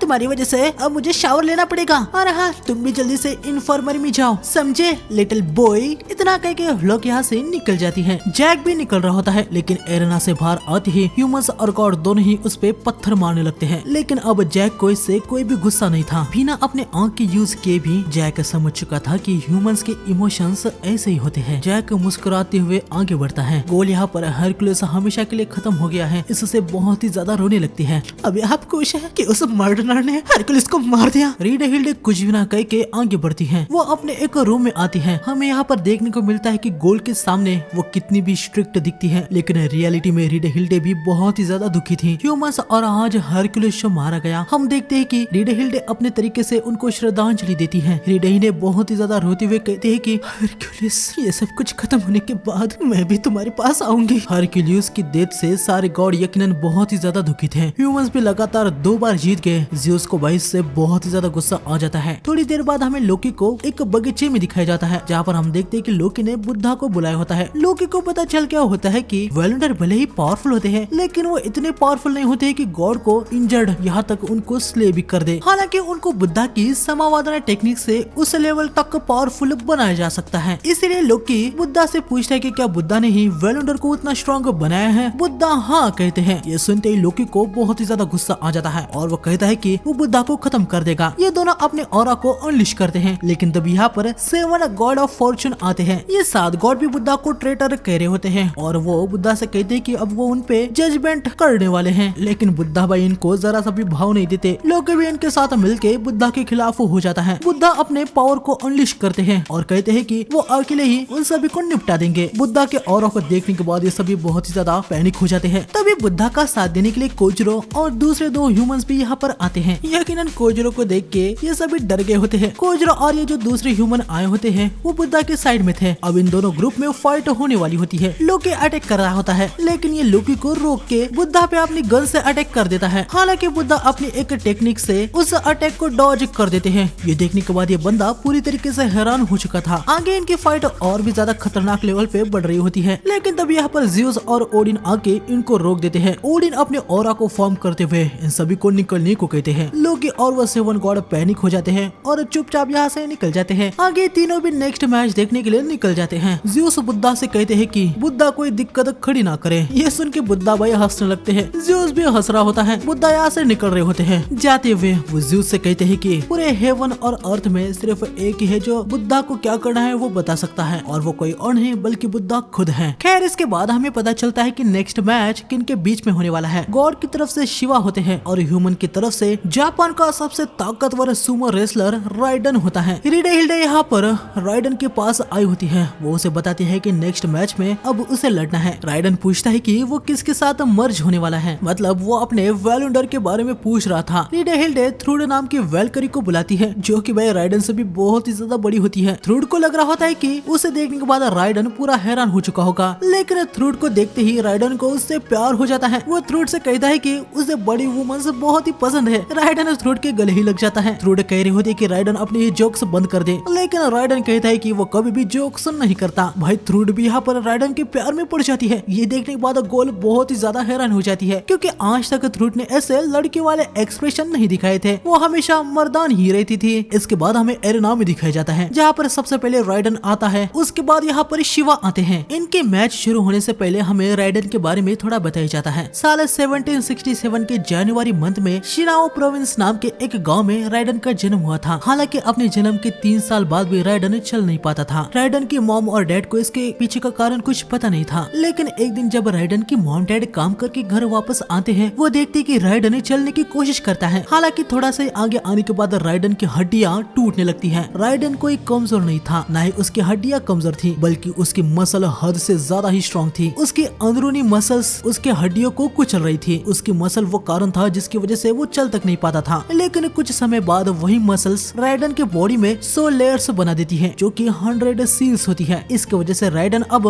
बाकियों की तरह नॉर्मल चल फिर पा रहा होता है। हालांकि भले ही राइडन नॉर्मल हो गया था, उसकी मसल पावर पे 100 सील्स लगी थी, लेकिन अभी भी वो दूसरे बच्चों से हद से ज्यादा स्ट्रॉन्ग था। राइडन की ताकत को देखने के बाद दूसरे बच्चे डरने लगे थे। वो उसे मॉन्स्टर कहने लगे। ये सुनने के बाद राइडन बेचारा बहुत ही ज्यादा दुखी हो जाता है। एक दिन राइडन अपनी मॉम से पूछता है कि आखिर वो ऐसा पैदा क्यों हुआ। राइडन की मॉम उसे बताती है कि राइडन के पास दूसरों से बहुत स्ट्रेंथ है। इस स्ट्रेंथ का यूज करके उसको कमजोरों की मदद करनी है। इसके बाद राइडन अपनी माँ के बताए हुए बात के अनुसार कमजोरों की मदद करते हुए एक काइंड हार्टेड पर्सन के रूप में बड़ा हुआ। गाँव के सारे लोग अब उसे प्यार करते थे, लेकिन 1783 में राइडन जिस गाँव में रहता था वहाँ का एक वोल्केनो ब्लास्ट हो जाता है। उससे सारा गाँव बर्बाद हो जाता है। खाने पीने की इतनी कमी हुई कि कुछ सालों तक लोग बिना खाने की वजह से ही मारे गए। राइडन अपने गांव को छोड़ के एडो नाम के एक गांव में सुमो रेसलर बनने के लिए आया, ताकि सुमो रेसलिंग करके अपने गांव को वो पैसे भेज सके। सुमो रेसलिंग में आते ही सभी ने राइडन की स्ट्रेंथ को एक्नॉलेज किया। राइडन सुमो रेसलर ओजुकी के अंडर सुमो रेसलिंग की पूरी ट्रेनिंग लिया और आखिर में सुमो रेसलिंग के सारे फंडामेंटल को सीख गया। इसके कुछ ही समय बाद राइडन सुमो रेसलिंग में हर किसी को हरा के नंबर 1 बन गया। चारों तरफ बस राइडन के ही चर्चे थे। राइडन ने बहुत सारे पैसे कमाए। अपने गांव को उसने फिर से जीवनशाली बना दिया। लेकिन एक फाइट में राइडन देखता है कि उसका ओपोनेंट उससे बहुत ही ज्यादा डर गया है। ये देखने के बाद राइडन को अपना बचपन का ट्रॉमा याद आता है। आगे हमें देखने को मिलता है कि राइडन उस ओपोनेंट से जानबूझ के हार गया था। इसके बाद से राइडन ने सुमो रेसलिंग में 4 नई टेक्निक बनाई, जिससे वो अपने ओपोनेंट को बिना हार्म पहुंचाए हरा देता था। सुमो रेसलिंग में राइडन विक्टोरियस बन चुका था। अपने पूरे सुमो रेसलिंग के करियर में राइडन ने टोटल 285 मैचेस खेला। उसमें से 254 में वो जीता, 14 मैच अनडिसाइडेड हुई, 2 मैच टाई, 10 मैचेस में वो हारा यकीनन जानबूझ के, और 5 मैचेस नो काउंट हुई। हालांकि किसी को भी ये पता नहीं था कि सुमो रेसलिंग का ये किंग अपनी पूरी ताकत का यूज के बिना ही रिटायर हो गया। इसके बाद हमें शिवा के बारे में दिखाया जाता है। बहुत पहले इंडिया में 1000 से भी ज्यादा गॉड एक दूसरे के साथ ही लड़ा करते थे, क्योंकि गॉड्स का कोई भी लीडर नहीं था। कोई भी एक सिंगल गॉड इंडिया पे रूल नहीं किया। इसके बाद हमें कैलाश पर्वत पर 2 गॉड्स को दिखाया जाता है, जो कि शिव गॉड ऑफ डिस्ट्रक्शन थे और दूसरे रुद्रा जो कि गॉड ऑफ टेम्पेस्ट थे। ये दोनों ही गॉड बेस्ट फ्रेंड होते हैं। रुद्रा कड़ी मेहनत करते थे, लेकिन शिवा भाई मस्त से चिल रहते थे। शिवा को डांस करना बहुत ही ज्यादा पसंद था और कई बार तो वो रुद्रा को भी अपने साथ डांस करने के लिए कहा करते थे। यकीनन रुद्रा शिवा के दोस्त है, तो वो मना न करके शिवा के साथ डांस किया करते थे। तभी 2 लोग यहाँ पर आके इन दोनों से कहते हैं कि असुरों ने उनके गांव पे अटैक कर दिया है। शिवा और रुद्रा यहाँ आके सारे इन असुरों को निपटा देते हैं। आगे फाइट खत्म होने के बाद रुद्रा शिवा को अपने दिल की बात बताता है कि उसका एक सपना है, उसे इंडिया के टॉप पे खड़ा होना है। उसे देखना है कि वो कितना ज्यादा स्ट्रॉन्ग है। उसे वो चीज करनी है जो कि कोई भी इंडियन गॉड नहीं कर पाया है, यानी सबसे ऊपर होना होना। और इस जर्नी में वो शिवा को भी अपने साथ आने को कहता है और यकीनन शिवा इसके लिए हाँ ही कहते हैं। इनकी जर्नी स्टार्ट हो जाती है जहाँ ये दोनों हर गॉड को हरा दी जाते हैं। लोग इन दोनों की रिस्पेक्ट करने लगते हैं। आखिर में 1115 गॉड्स को हराने के बाद ये दोनों इंडिया के टॉप पे खड़े हो जाते हैं। पर यहाँ पर आने के बाद रुद्रा शिवा से कहते हैं कि टॉप पे बस एक ही गॉड खड़ा हो सकता है और वही सबसे पावरफुल होगा। शिवा रुद्रा की बात समझ जाते हैं। उनको ये पता ही होता है कि रुद्रा एक बार जो मन बनाता है वो करके ही रहता है। ये दोनों फाइट करने लगते हैं। उन दोनों की फाइट की आवाज सारे गॉड्स को सुनाई दे रही होती है। फाइट बहुत ही लंबी चलती है और आखिर में टाइम आ जाता है। शिवा रुद्रा को हिट मार के बार बार झुका रहे होते हैं। वो मन में कह रहे होते हैं कि प्लीज रुद्रा उठना मत,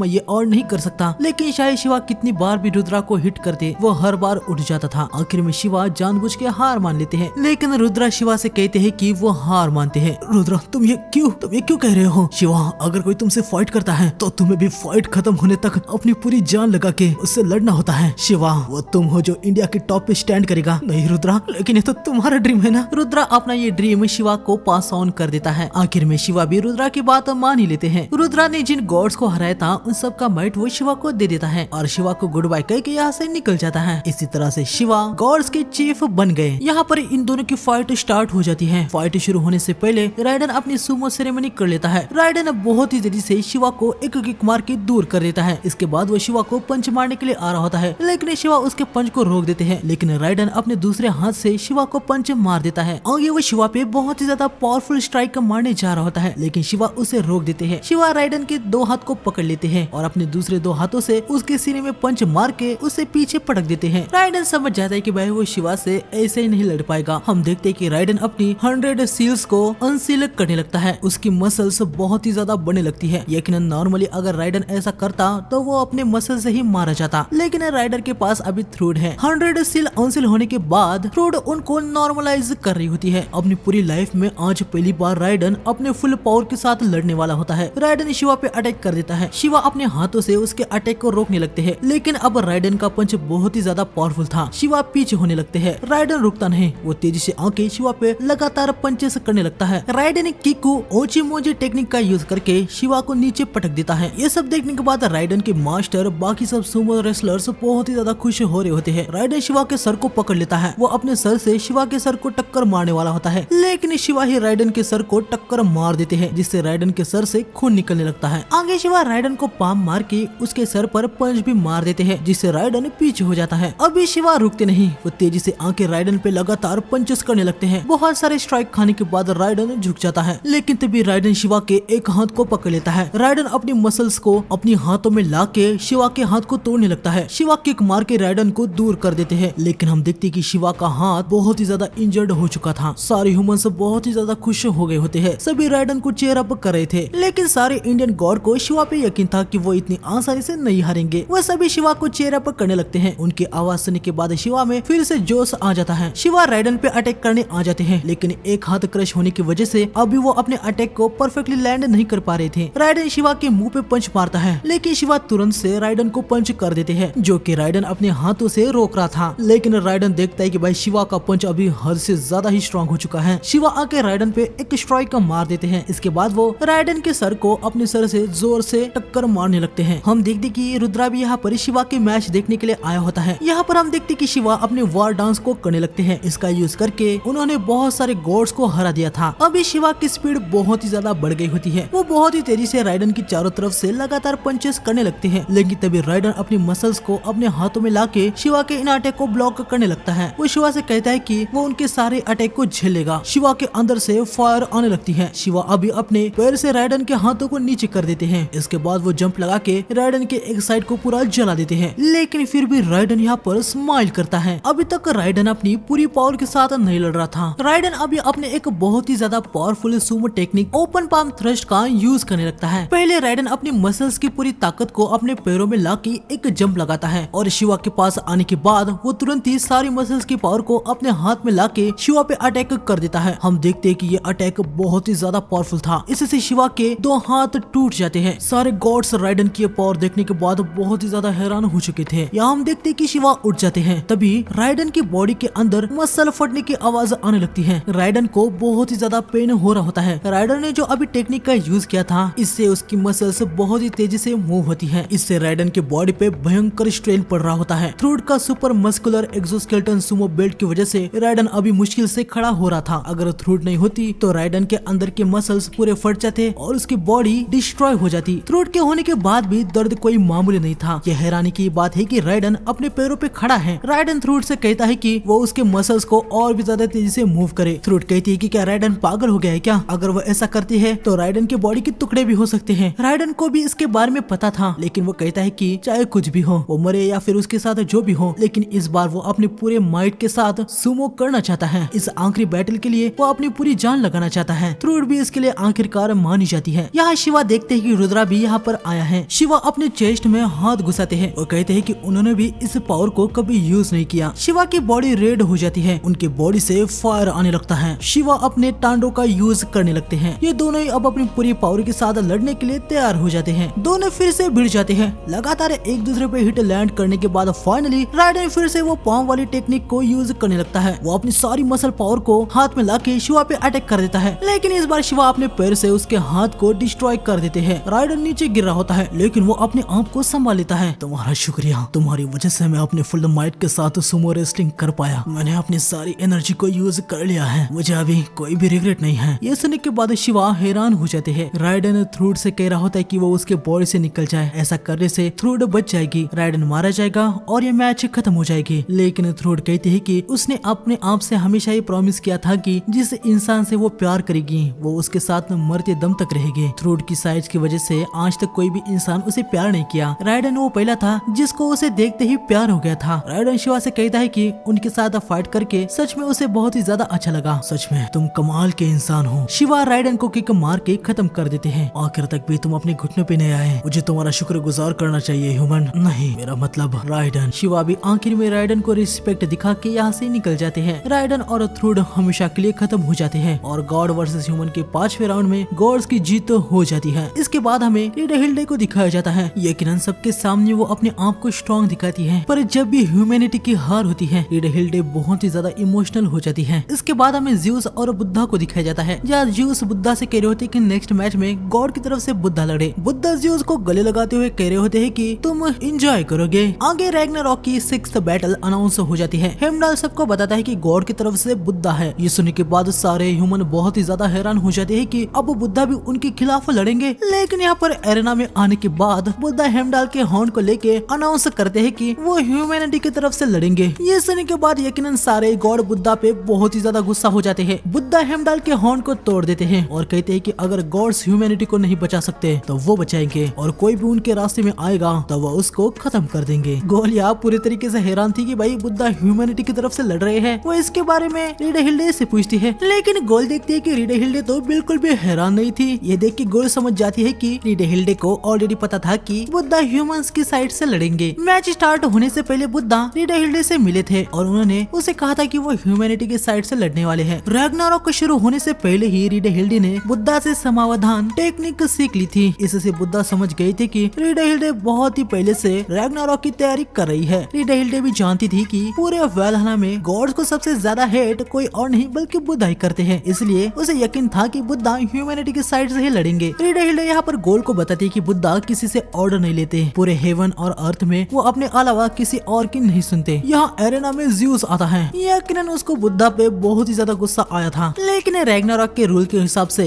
एक गॉड एक बार ही रैग्नारॉक में फाइट कर सकता है, वो फिर से नहीं लड़ सकता। सच कहूँ तो मुझे फिर से लड़ने का बड़ा मन कर रहा है, तो आजा, मैं तुमसे लड़ने के लिए भी तैयार हूँ। खैर ज्यूस बुद्धा को बताते हैं कि बुद्धा की फाइट किन से होने वाली है ये ऑलरेडी डिसाइड हो गया है। हम देखते हैं कि आसमान से एक शिप यहाँ पर आती है और इस शिप के अंदर कोई और नहीं, ये 7 गॉड ऑफ फॉर्चून यहाँ पर आते हैं। ये बुद्धा से लड़ने वाले होते हैं, लेकिन यकीनन रैग्नारॉक के रूल्स के अकॉर्डिंग बैटल 1-on-1 है। हम देखते हैं कि ये 7 गॉड एक बॉडी में जाने लगते हैं। हमें बताया जाता है कि ये कभी 7 गॉड थे ही नहीं, ये एक ही गॉड था जिसने अपने आप को 7 हिस्सों में बांट दिया था। हम देखते हैं कि यहाँ पर ज़ीरोफोकू आ जाता है। ज़ीरोफोकू अपने बॉडी से एक वेपन को निकालता है और पता नहीं क्या कारण है, लेकिन ज़ीरोफोकू को बुद्धा से बहुत ही ज्यादा नफरत होती है। रीडा हिल्डे से हमें पता चलता है कि ज़ीरोफोकू पहले एक अच्छा गॉड था जो कि हर तरफ फॉर्चून को फैलाता था, लेकिन निराशा ने ज़ीरोफोकू को बदल दिया। हमें बुद्धा के बारे में बताया जाता है। बुद्धा एक किंग के घर सुख के साथ पैदा हुए थे। इनका नाम सिद्धार्थ गौतम है। यकीनन एक प्रिंस होने के नाते बुद्धा को किसी भी चीज की कोई भी कमी नहीं थी। बुद्धा शुरू से ही बहुत ही ज्यादा दिल के काइंड थे। वो अपनी प्रजा को समय समय पर खाना वगैरह बांटते थे। एक दिन बुद्धा अपने चचेरे भाई जाटका से मिलते हैं, जिनको की एक डिसीज था। उस बीमारी की वजह से उनकी जल्द ही डेथ होने वाली थी। जाटका सिद्धार्था को बताते हैं कि एक किंग के तौर पर जाटका ने अपनी प्रजा की जितनी हो सके उतनी मदद की, लेकिन अब जब जाटका को महसूस होने लगा है कि उनका आखिरी समय आ रहा है, तो वो सोच रहे थे कि आखिर वो किसके लिए जिए, नदी कहाँ पर बहती है, स्काई कहाँ तक जाता है, गरीब लोगों को दिया हुआ खाना उसका टेस्ट क्या होता है। जाटका इन सब के बारे में कुछ भी नहीं जानता। सिद्धार्था अभी जाटका की बातों को कुछ समझ नहीं पाते। समय बीतता है और हमें देखने को मिलता है कि एक दिन जाटका की डेथ हो जाती है। सिद्धार्था जब जाटका के अंतिम संस्कार में जा रहे होते हैं, तभी सारे लोग जाटका के दुख में रो रहे होते हैं। तभी सिद्धार्था के साथ वाला एक ओल्ड मैन उन सबको देख के कह रहा होता है कि शायद से जाटका एक हैप्पी किंग थे। ये सुनते ही सिद्धार्था को जाटका की बात याद आती है कि आखिर वो किन के लिए जिए, क्या वो खुश भी थे, उनकी असली खुशी किस में थी, वो तो वो कभी देख नहीं पाए। बुद्धा को यहाँ पर ह्यूमैनिटी के दुख, दर्द, पीड़ा, सुख इन सब के बारे में समझ आ जाती है। यहाँ पर वो इनलाइटेड हो जाते हैं। आगे हम देखते कि सिद्धार्था जाटका की बॉडी को उठा लेते हैं। यकीनन सिद्धार्था के फादर उसे कह रहे होते हैं कि वो ये क्या कर रहा है। पुजारी कह रहा होता है कि सिद्धार्था ऐसा ना करे वरना गॉड्स उस पे गुस्सा हो जाएंगे, लेकिन अभी सिद्धार्था किसी की भी नहीं सुनते। वो बताते हैं कि जाटका को किसी की प्रेयर्स की जरूरत नहीं है, क्योंकि असली फॉर्चून अंदर से आता है। आगे हम देखते हैं कि सिद्धार्था जाटका की बॉडी को रिवर में छोड़ देते हैं। इसके बाद सिद्धार्था अपने घर, परिवार, महल सब कुछ छोड़ देते हैं। वो अपने पाथ पर निकल पड़ते हैं और यहाँ पर भी उनको देखने को मिलता है कि लोग कुछ हासिल करने के लिए ऐसा कुछ कर रहे हैं जो कि उनको करने की जरूरत नहीं है, तो बुद्धा उनको सही दिशा दिखा देते हैं। एक बार कुछ लोग एक लड़की को गॉड को ऑफर कर रहे होते हैं। बुद्धा आके लड़की को उठा लेते हैं। ये लोग कह रहे होते हैं कि वो लड़की गॉड का सैक्रिफाइस है, गॉड उस पे गुस्सा हो जाएंगे। बुद्धा कहते हैं कि अगर ऐसा है तो वो खुशी से गॉड से भी फाइट कर लेंगे। इसके बाद हमें जीरो फुकू के बारे में बताया जाता है। बहुत पहले एशिया में गॉड और ह्यूमंस एक दूसरे के बहुत क्लोज कांटेक्ट में थे, बल्कि कुछ गॉड तो यहाँ तक मॉर्टल रियल्म यानी अर्थ पे ही रहा करते थे। जीरो फुकू उन्हीं गॉड में से एक था जो कि अर्थ पे ही रहता था। वो दिल का बहुत ही अच्छा गॉड था। सब में खुशी बांटना उसे बहुत ही ज्यादा अच्छा लगता था। लेकिन एक दिन जब एक गाँव में वो आया था, उसे देखने को मिलता है कि यहाँ के ह्यूमंस बहुत ही मुश्किल भरी जिंदगी जी रहे थे। जीरो फुकू ये सब कुछ देख नहीं पाया। वो अपनी पावर से यहाँ पर एक बच्चे को जिसे सीने में दर्द हो रहा था उसे ठीक कर देता है। ये देखने के बाद यकीनन सारे गांव वाले जीरो फुकू को थैंक्स कहने लगते हैं। जीरो फुकू भी बहुत ही ज्यादा खुश था कि उसने उस लड़के के मिस फॉर्चून को दूर कर दिया, लेकिन इसका साइड इफेक्ट था। जीरो फुकू एक्चुअली उसकी सफरिंग को अपने अंदर एब्जॉर्ब करके उसे ठीक किया होता है। जीरो फुकू मैनकाइंड को खुश देखना चाहता था, इसलिए वो लगातार सभी की मिस फॉर्चून को एब्जॉर्ब करता रहा। और कुछ महीने बाद हमें देखने को मिलता है कि लोगों का मिस फॉर्चून जो जीरो फुकू ने एब्जॉर्ब किया था वो इतना ज्यादा बढ़ गया था कि उससे जीरो फुकू को बहुत ही ज्यादा दर्द होने लगा। लेकिन ह्यूमन खुश है, इससे जीरो फुकू बहुत खुश था। आगे जीरो फुकू बहुत ही लंबे समय के बाद इधर आता है और यहाँ का नजारा देखने के बाद वो हैरान हो चुका था। वो देखता है कि यहाँ पर लोग तो अभी बहुत ही ज्यादा अय्याश हो चुके हैं, आलसी हो चुके हैं। वो समझ जाता है कि जितना मिस फॉर्चून उसने लोगों से कंज्यूम किया है, जितना लोग फ्री हुए हैं, उतने वो लालची बन चुके हैं। जिस बच्चे को जीरो फुकू ने बचाया था अब वो बड़ा हो गया था और वो जीरो फुकू को भाई अभी बहुत ही बेकार तरीके से ट्रीट करता है। यहाँ तक कोई भी ह्यूमन अभी जीरो फुकू की रिस्पेक्ट नहीं करते। जीरो फुकू कुछ समझ नहीं पाता है कि आखिर ऐसा सब कुछ कैसे हो गया। लेकिन तभी बुद्धा यहाँ पर आते हैं। जीरो देखता है कि बुद्धा को कई लोग फॉलो कर रहे हैं और वो सभी दिल से बहुत ही ज्यादा खुश है, फिर भले ही वो गरीब थे। जीरो बुद्धा को रोकता है और पूछता है कि उसके आसपास जो ह्यूमंस है वो इतने खुश क्यों है। उसने तो सारे लोगों का दर्द अपने अंदर ले लिया, लेकिन उसके ह्यूमन जरा से भी खुश नहीं है और वो बेकार बन चुके हैं। बुद्धा जीरो को बताते हैं कि कोई भी अपनी मर्जी से किसी दूसरे को फोर्सफुली खुश नहीं कर सकता, क्योंकि खुशी हर इंसान के अंदर से आती है। बुद्धा को जो फॉलो कर रहे थे, बुद्धा ने उनको कहा था कि अगर उनको खुशी चाहिए तो उस खुशी को हासिल करने का रास्ता बुद्धा उनको बताएंगे, लेकिन उनको खुद ही उस रास्ते पे चलना है। ये सुनने के बाद जीरो ने जिन्हें ह्यूमंस का दर्द लिया था वो भी बुद्धा को नमन करने लगते हैं। ये देख के जीरो फुकू को बहुत ही ज्यादा गुस्सा आ जाता है। वो रोते हुए यहाँ से भाग जाता है। जीरो को यहाँ पर बुद्धा से बहुत ही ज्यादा जलन होने लगती है। उन ह्यूमंस को मुझे वर्शिप करना चाहिए, लेकिन वो उस आखिरकार ये कैसे हो सकता है, आखिर ये क्यों हो रहा है। गुस्से में हम देखते हैं कि जीरो फुकू एक मिसफॉर्चून गॉड ही बन जाता है। जीरो फुकू अब उन सारे ह्यूमन को खत्म करने का सोच लेता है जिनके अंदर लालच, घमंड, लस्ट, गुस्सा, जलन, लोभ, आलस है। यहाँ पर कुछ ह्यूमंस आते हैं। जीरो फुकू को देखने के बाद उनको वो डीमन लगता है और वो लोग भागने लगते हैं। जीरो फुकू एक वुमेन का पीछा करने लगता है। वुमेन सामने खड़ी हो जाती है। हम देखते हैं कि इसके पास इसका बच्चा था। बच्चे को देखने के बाद जीरो फुकू अपने आप पे जरा कंट्रोल लाता है और यहाँ पर वो अपने आप को 7 गॉड ऑफ फॉर्चून में बदल देता है। यहाँ इन दोनों के बीच में फाइट स्टार्ट हो जाती है। सबके सामने बुद्धा ने जो उसका मजाक बनाया था उसकी वजह से अब वो यहाँ पर बुद्धा को पनिशमेंट देने वाला है। लेकिन तभी बुद्धा अचानक से ही जीरो फुकू को हिट मार देता है। जीरो फुकू को भाई तगड़ा दर्द होने लगता है। तभी वो अपने एक्स से बुद्धा पे अटैक करता है, लेकिन बुद्धा उसके अटैक को बहुत ही आसानी से डॉज कर देते हैं। ये कैसे हुआ? लेकिन मैंने देखा था कि तुम्हें वो हिट लग गया था। जीरो फुकू लगातार बुद्धा पे अटैक करने लगता है, लेकिन बुद्धा उसके सारे अटैक को बहुत ही आसानी से डॉज कर रहे होते हैं। मैं उसको हिट क्यों नहीं कर पा रहा? Miss Fortune. हम देखते कि ये कहते ही जीरो फुकी के एक्स पे आंखें आने लगती है। हमें पता चलता है कि जीरो फुकी की एक्स सारे मिस फॉर्चून को एब्जॉर्ब कर लेती है, मतलब जितना ये सफरिंग में आएगी उतनी ये स्ट्रॉन्ग होती जाएगी। इसीलिए इस एक्स को कैटास्ट्रोफी कहा जाता है। जीरो फुकू तेजी से बुद्धा पे अटैक करने लगता है। बुद्धा उसे डॉज कर देते हैं, लेकिन जितनी बार भी बुद्धा ऐसे डॉज कर रहे हैं, जीरो फुकू के लिए उतना ये अनफॉर्चुनेट होता जा रहा है। यानी बुद्धा के डॉज करने के बाद कैटास्ट्रोफी एक्स और भी ज्यादा स्ट्रॉन्गर होती जा रही है। लेकिन बुद्धा के पास भी एक पावरफुल टेक्निक होती है। बुद्धा फ्यूचर में देख सकते हैं। सिर्फ बुद्धा जो कि इनलाइटेड वन है वही इसे हासिल कर पाए हैं। ये सम्यक संबंधी आलिया वंजना है। जीरो फुकू के अटैक से पहले ही बुद्धा को पता होता है कि अटैक कैसे होने वाला है, इसलिए वो ऑलरेडी उसे डॉज कर लेते हैं। ऐसे अटैक को डॉज करना बंद करो और मेरे साथ लड़ो बुद्धा। बुद्धा जीरो फुकू को हिट मार देते हैं। जीरो फुकू फिर से अटैक करता है, लेकिन बुद्धा उसे डॉज कर देते हैं। बुद्धा जीरो फुकू को बता देते हैं कि भाई वो उसके अटैक को पहले से ही देख सकते हैं। ये सुन के जीरो फुकू हैरानी हो जाता है। वो कहता है कि ये तो चीटिंग है। बार बार बुद्धा पे अटैक करके जीरो फुकू का मिसफॉर्चून बहुत ही ज्यादा बढ़ जाता है और हम देखते हैं कि अब वो एक भयंकर अटैक कर देता है। बुद्धा ने अटैक को ऑलरेडी नोटिस कर दिया था। ये एक ऐसा अटैक होने वाला है जिसे बुद्धा डॉज नहीं कर सकते। हमें देखने को मिलता है कि जीरो फुकू अपने एक्स को बहुत ही ज्यादा बड़ी बना के बुद्धा पे अटैक कर देता है। बुद्धा के सम्यक संबंधी वंचना टेक्निक इसमें एक फ्लो है। जिस मोमेंट में बुद्धा को पता चलता है कि आने वाला फ्यूचर को चेंज नहीं किया जा सकता, ये टेक्निक की पावर उस समय किसी काम की नहीं होती। खैर, लेकिन बुद्धा के पास बस यही एक टेक्निक नहीं है। बुद्धा अपने 6 रियल्म टेक्निक को एक्टिवेट कर देते हैं। जीरो फुकू का अटैक बुद्धा पे लैंड हो जाता है। सभी बस हैरान थे कि अब आगे क्या होगा। बुद्धा यहाँ अपने staff of 6 realm from Asura realm Avalokiteshvara को एक्टिवेट कर देते हैं। हम देखते कि बुद्धा का स्टाफ एक शील्ड में बदल जाता है। बुद्धा ने जीरो फुकू के अटैक को ब्लॉक कर दिया होता है। हिल्डे से हमें पता चलता है कि बुद्धा के पास स्टाफ ऑफ 6 रियल्म है। 6 दुनियाएं जहाँ पर ह्यूमन रीइनकार्नेट होते हैं, उनको अवलोकितेश्वरा गार्ड करते हैं। उन सारे 6 रियल्म की पावर बुद्धा के पास है। बुद्धा के पास जो वेपन है वो बुद्धा के इमोशन के अनुसार रिस्पॉन्स करके अपने फॉर्म को चेंज करता है। बुद्धा जीरो फुकू के एक्स को दूर कर देते हैं, लेकिन जीरो फुकू अपने एक्स की फॉर्म को चेंज करके अटैक करने लगता है। बुद्धा भी अपने स्टाफ को रियल्म 2 में चेंज करके जीरो फुकू के अटैक को डॉज करके उसे ही हिट मार देते हैं। जीरो फुकू उठ जाता है। वो फिर से अपने वेपन के फॉर्म को चेंज कर देता है। बुद्धा भी यहाँ पर रियल्म 1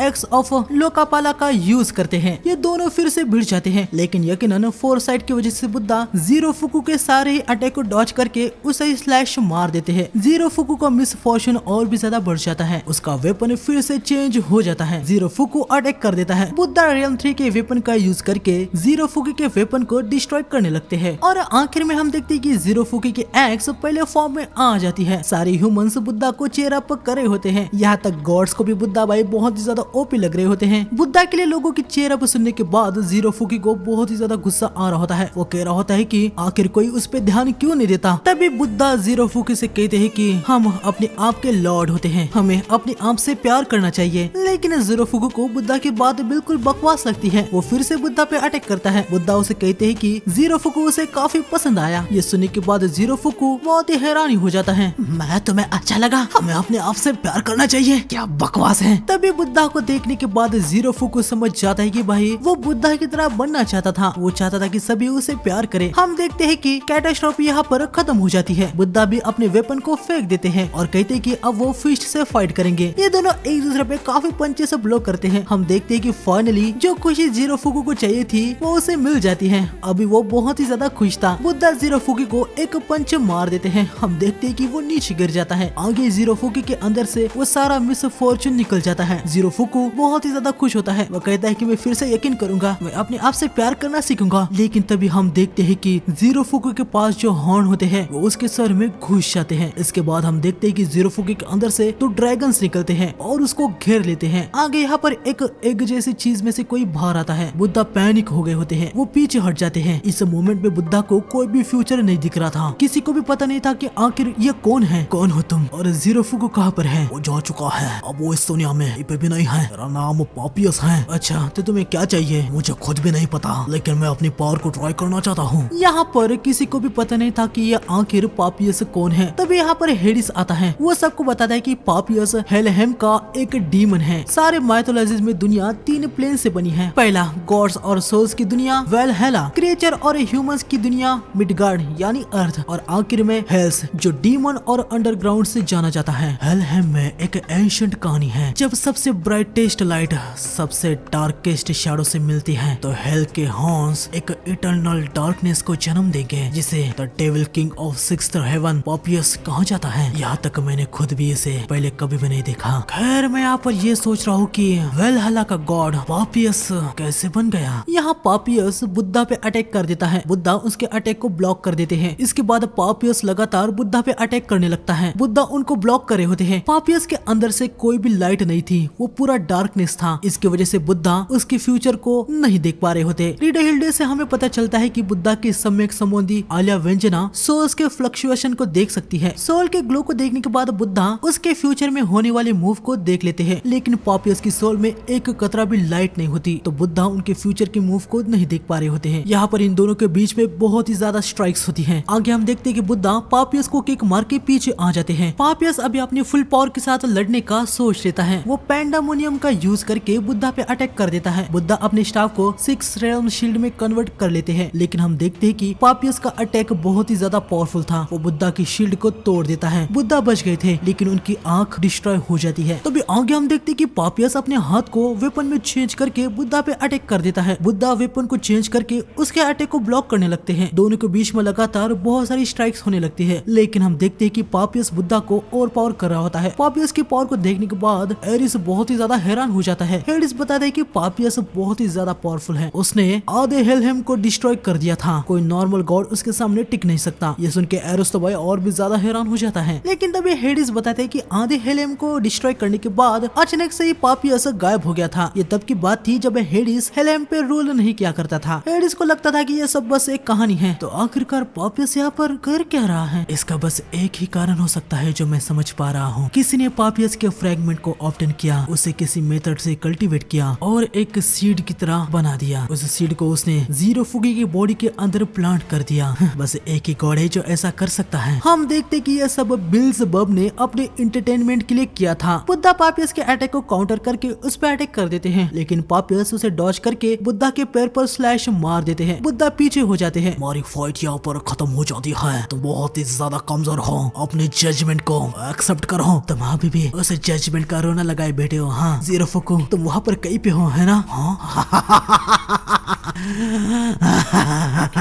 मैंने बहुत पहले ही उसे निकल लिया था। एक 3rd रेट का डीटी होने के बावजूद भी उसने मुझे काफी ज्यादा नरिशमेंट दिया। मुझे बहुत ही ज्यादा मजा आया। ये सब कुछ सुनने के बाद बुद्धा को बहुत ही ज्यादा गुस्सा आ जाता है। वो सोच लेते हैं कि अब वो पापियस को खत्म कर देंगे। बुद्धा का स्टाफ उनके इमोशन के हिसाब से चेंज होता है, लेकिन अभी जो बुद्धा को फील हो रहा था वो था गुस्सा। बुद्धा का weapon 5th realm 1000 palms of Avalokiteshvara में ट्रांसफॉर्म हो जाता है। ये वो फॉर्म है जो बुद्धा ने भी कभी देखा नहीं था। बुद्धा पापियस पे अटैक कर देते हैं। पापियस उसे ब्लॉक कर देते हैं। बुद्धा पापियस को पीछे कर रहे होते हैं। बुद्धा फिर से अटैक कर देते हैं। पापियस अपने हाथ से ही अटैक को रोक देता है, लेकिन हम देखते कि उसने बुद्धा के अंदर अपने वेपन को घुसा दिया होता है। कोई आखिरी शब्द कहना चाहोगे? बुद्धा आगे बढ़ते हैं। वो कहते हैं कि गॉड ह्यूमैनिटी को नहीं बचाते हैं तो मैं बचाऊंगा, और मेरे सामने कोई भी आएगा तो मैं उसे खत्म कर दूंगा। बुद्धा पापियस के हाथ को काट रहे होते हैं। पापियस भी देखने के बाद हैरान हो जाता है। पापियस बुद्धा को किक मार के पीछे कर देता है। बुद्धा उठ जाते हैं। पापियस यहाँ पर पूरा हैरान हो जाता है कि बुद्धा को अपने पेट में इतना गहरा घाव लगा है, लेकिन फिर भी वो सर्वाइव कैसे कर गए। पापियस अपने मन में कह रहा होता है कि क्या वो सच में इतना ज्यादा स्ट्रॉन्ग है कि डेथ को भी टाल दिया? ओए, लगता है कि तुम डर गए। डर और मैं, तुम्हें लगता है कि तुम मुझे डरा सकते हो? नामुमकिन। बुद्धा भाई पापियस पे हंसने लगते हैं। ये देखने के बाद पापियस को बहुत ही ज्यादा गुस्सा आ रहा होता है। मैं सही था, आखिरकार तुम तो बहुत ही ज्यादा कमजोर हो। क्या कहा तुमने? मैं और कमजोर? हाँ, तुम जीरो फुकू से भी बहुत ही कमजोर हो। पापियस आके बुद्धा पे अटैक करता है। बुद्धा अपने स्टाफ से उसके अटैक को ब्लॉक करते हैं। बुद्धा भाई यहाँ पर डेड को अलाइव करने वाली स्पेल को कास्ट कर रहे होते हैं। पापियस बुद्धा को पीछे कर देता है, लेकिन बुद्धा अभी भी खड़े होते हैं। ये देखने के बाद पापियस बहुत ही ज्यादा डर जाता है। वो मन में कह रहा होता है कि आखिर इतने भयंकर अटैक के बाद भी बुद्धा अपने पैरों पर खड़े कैसे हो सकता है। बुद्धा पापियस को आने को कहता है। पापियस और भी ज्यादा डर जाता है। वो मन में कहता है, मेरे जैसा अल्टीमेट बीइंग, आखिर ये कैसे? नामुमकिन। मैं इस इमोशन को कैसे फील कर सकता हूँ। पापियस अपने हाथ को उखाड़ के उससे वेपन बनाता है। बुद्धा अटैक करते हैं। पापियस अपने होमा नाम की एक टेक्निक का यूज करके बुद्धा के वेपन को तोड़ देता है। बुद्धा की स्टाफ नॉर्मल हो जाती है। पापियस अटैक कर देता है। बुद्धा स्टाफ से उसे ब्लॉक करते हैं, लेकिन स्टाफ टूट जाती है। बुद्धा पीछे गिर जाते हैं। तभी बुद्धा को अपने साइड में कुछ फील होता है। बुद्धा उठ जाते हैं। तुम एक बच्चे हो, तुम अपनी कमजोरी को कभी देख ही नहीं पाए। तुमने कभी नहीं सोचा कि तुम सेल्फिश या इमेच्योर हो। अपने फ्लॉज को ओवरकम करने की तुमने कभी कोशिश नहीं की। तुम कभी भी यंग मेच्योरिटी से गुजरे नहीं, और यही तुम्हें कमजोर बनाता है। हम देखते कि बुद्धा ने जीरो फुकू की कैटास्ट्रॉफी को उठा लिया होता है। बुद्धा अपनी समावादना टेक्निक का यूज करके जीरो फुकू के वेपन को अपना वेलुंडर बना देते हैं। जो वेपन कैटास्ट्रॉफी था वो बुद्धा के समावादना से एक अलग ही एंटिटी बन गया होता है। एक ऐसा all powerful ultimate divine weapon जिसे सिर्फ बुद्धा ही बना सकते हैं। हम देखते कि बुद्धा ने ये महापरिनिर्वाणा जीरो सॉर्ड बना दी होती है। उसे देखने के बाद पापियस बहुत ही ज्यादा डर जाता है। बिल्ज़बब ये सब देख के हैरान रह जाता है। अब पनिशमेंट के लिए तैयार हो जाओ। दोनों फिर से भिड़ जाते हैं। पापियस बहुत ही ज्यादा डर चुका था। वो मन में कह रहा होता है कि आखिर ये इंसान मर क्यों नहीं रहा, आखिर ये डर क्यों नहीं रहा, आखिर ये मेरी तरफ देख के ऐसे हंस क्यों रहा है, क्यों क्यों अभी भी ये फाइट कैसे कर पा रहा है। जरा अपने आप को देखो, तुम कितने डर चुके हो। बुद्धा पापियस को स्लैश मार देते हैं। पापियस फिर से अपना डिवाइन पनिशमेंट वाला अटैक करता है। बुद्धा उसे ब्लॉक कर देते हैं। बुद्धा भी काफी ज्यादा घायल थे, लेकिन फिर भी वो पापियस के अटैक को पैरी करके उसको स्लैश मार देते हैं। पापियस फिर से अटैक करने के लिए आ जाता है, लेकिन बुद्धा अपनी फ्यूचर साइट वाली टेक्निक को एक्टिवेट कर देते हैं और पापियस के अटैक को डॉज करने लगते हैं। यकीनन जैसे कि हम जानते हैं कि बुद्धा पहले पापियस के फ्यूचर मूव को नहीं देख पा रहे थे, क्योंकि वो पूरा डार्कनेस से भरा था। लेकिन अभी पापियस में डर का इमोशन आने की वजह से उसके अंदर से भी फ्लक्चुएशन आने लगी है। पापियस यहाँ पर परेशान हो जाता है कि भाई वो बुद्धा को हिट क्यों नहीं कर पा रहा। पापियस अपनी पूरी जान लगा के बुद्धा पे अटैक करता है। उसे देखने को मिलता है कि बुद्धा स्लैश हो चुके हैं। वो बड़ा खुश हो रहा था, लेकिन वो बुद्धा की भाई आफ्टर इमेज होती है। हम देखते कि बुद्धा तो ऑलरेडी साइड में जा चुके थे। बुद्धा महापरिनिर्वाणा से पापियस को स्लैश मार देते हैं और पापियस यहाँ पर खत्म हो जाता है। सारे ह्यूमंस बहुत ही ज्यादा खुश हो जाते हैं और गॉड्स भाई यहाँ पर बहुत ही ज्यादा हैरान हो चुके थे। पापियस हमेशा के लिए खत्म हो जाता है। तभी बुद्धा को जीरो फुकू दिखाई देता है। वो बुद्धा की तरफ मुस्कुरा के अपने 7 फॉर्म के साथ यहाँ से निकल जाता है। बुद्धा कहता है कि वो उससे मिलने के लिए जरूर आएंगे। हेमडाल अनाउंस करता है कि भाई ह्यूमन वर्सेस गॉड के 6th राउंड में ह्यूमैनिटी की जीत हुई। सारे ह्यूमंस जिनकी जीरो फुकू ने हेल्प की थी, अब वो उसे वर्शिप करने लगते हैं। आगे बुद्धा को ट्रीटमेंट के लिए ले जाया जा रहा होता है। इसके बाद हमें बिल्ज़बब को दिखाया जाता है। ओडिन इसके पास आते हैं। ये मेरा एम्बिशन है, मैं नहीं चाहता कि मेरे एम्बिशन में कोई भी इंटरफियर करे। आपका एम्बिशन, हाँ ठीक है, मैं याद रखूंगा। यहाँ यहाँ पर ज़्यूस को भाई बहुत ही ज्यादा गुस्सा आ जाता है, क्योंकि अभी 3 मैच गॉड और 3 मैच ह्यूमन जीत चुके थे। ज़्यूस को कुछ भी करके नेक्स्ट मैच जीतना था, लेकिन उनको समझ नहीं आ रहा होता है कि वो किस गॉड को भेजेंगे। लेकिन तभी हेडिस कहता है कि नेक्स्ट मैच में वो जाएगा। ये सुनने के बाद सभी के सभी हैरान हो जाता है। पोसाइडन मारा गया, इससे हेडिस को बहुत ही ज्यादा गुस्सा था। मैं अपने भाई पोसाइडन का अवेंज लूंगा। यहाँ पर इन दोनों को भी न्यूज मिल चुकी होती है कि नेक्स्ट मैच में हेडिस आने वाले हैं। गोल भाई यहाँ पर परेशान हो जाती है कि आखिर हेल के किंग से कौन लड़ेगा। एक किंग से एक किंग ही लड़ सकता है। बस यही इंसान है जो हेल के किंग को हरा सकता है। इसे the king of the beginning से जाना जाता है। हम देखते हैं कि next match king Shi Huang versus Hades की है। तो आज के पार्ट में बस इतना ही। नेक्स्ट पार्ट यकीनन बहुत ही ज्यादा जल्दी आएगा। बस आप लोग वीडियो को हेल्प कर देना, वीडियो को लाइक कर देना, कमेंट कर देना, चैनल को सब्सक्राइब करके बेल आइकन को ऑल पे सेलेक्ट कर देना, ताकि मैं नेक्स्ट पार्ट डालूं तो तुरंत आपको नोटिफिकेशन मिल जाए। तो मिलते हैं नेक्स्ट पार्ट में, तब तक के लिए सावधान गाइस।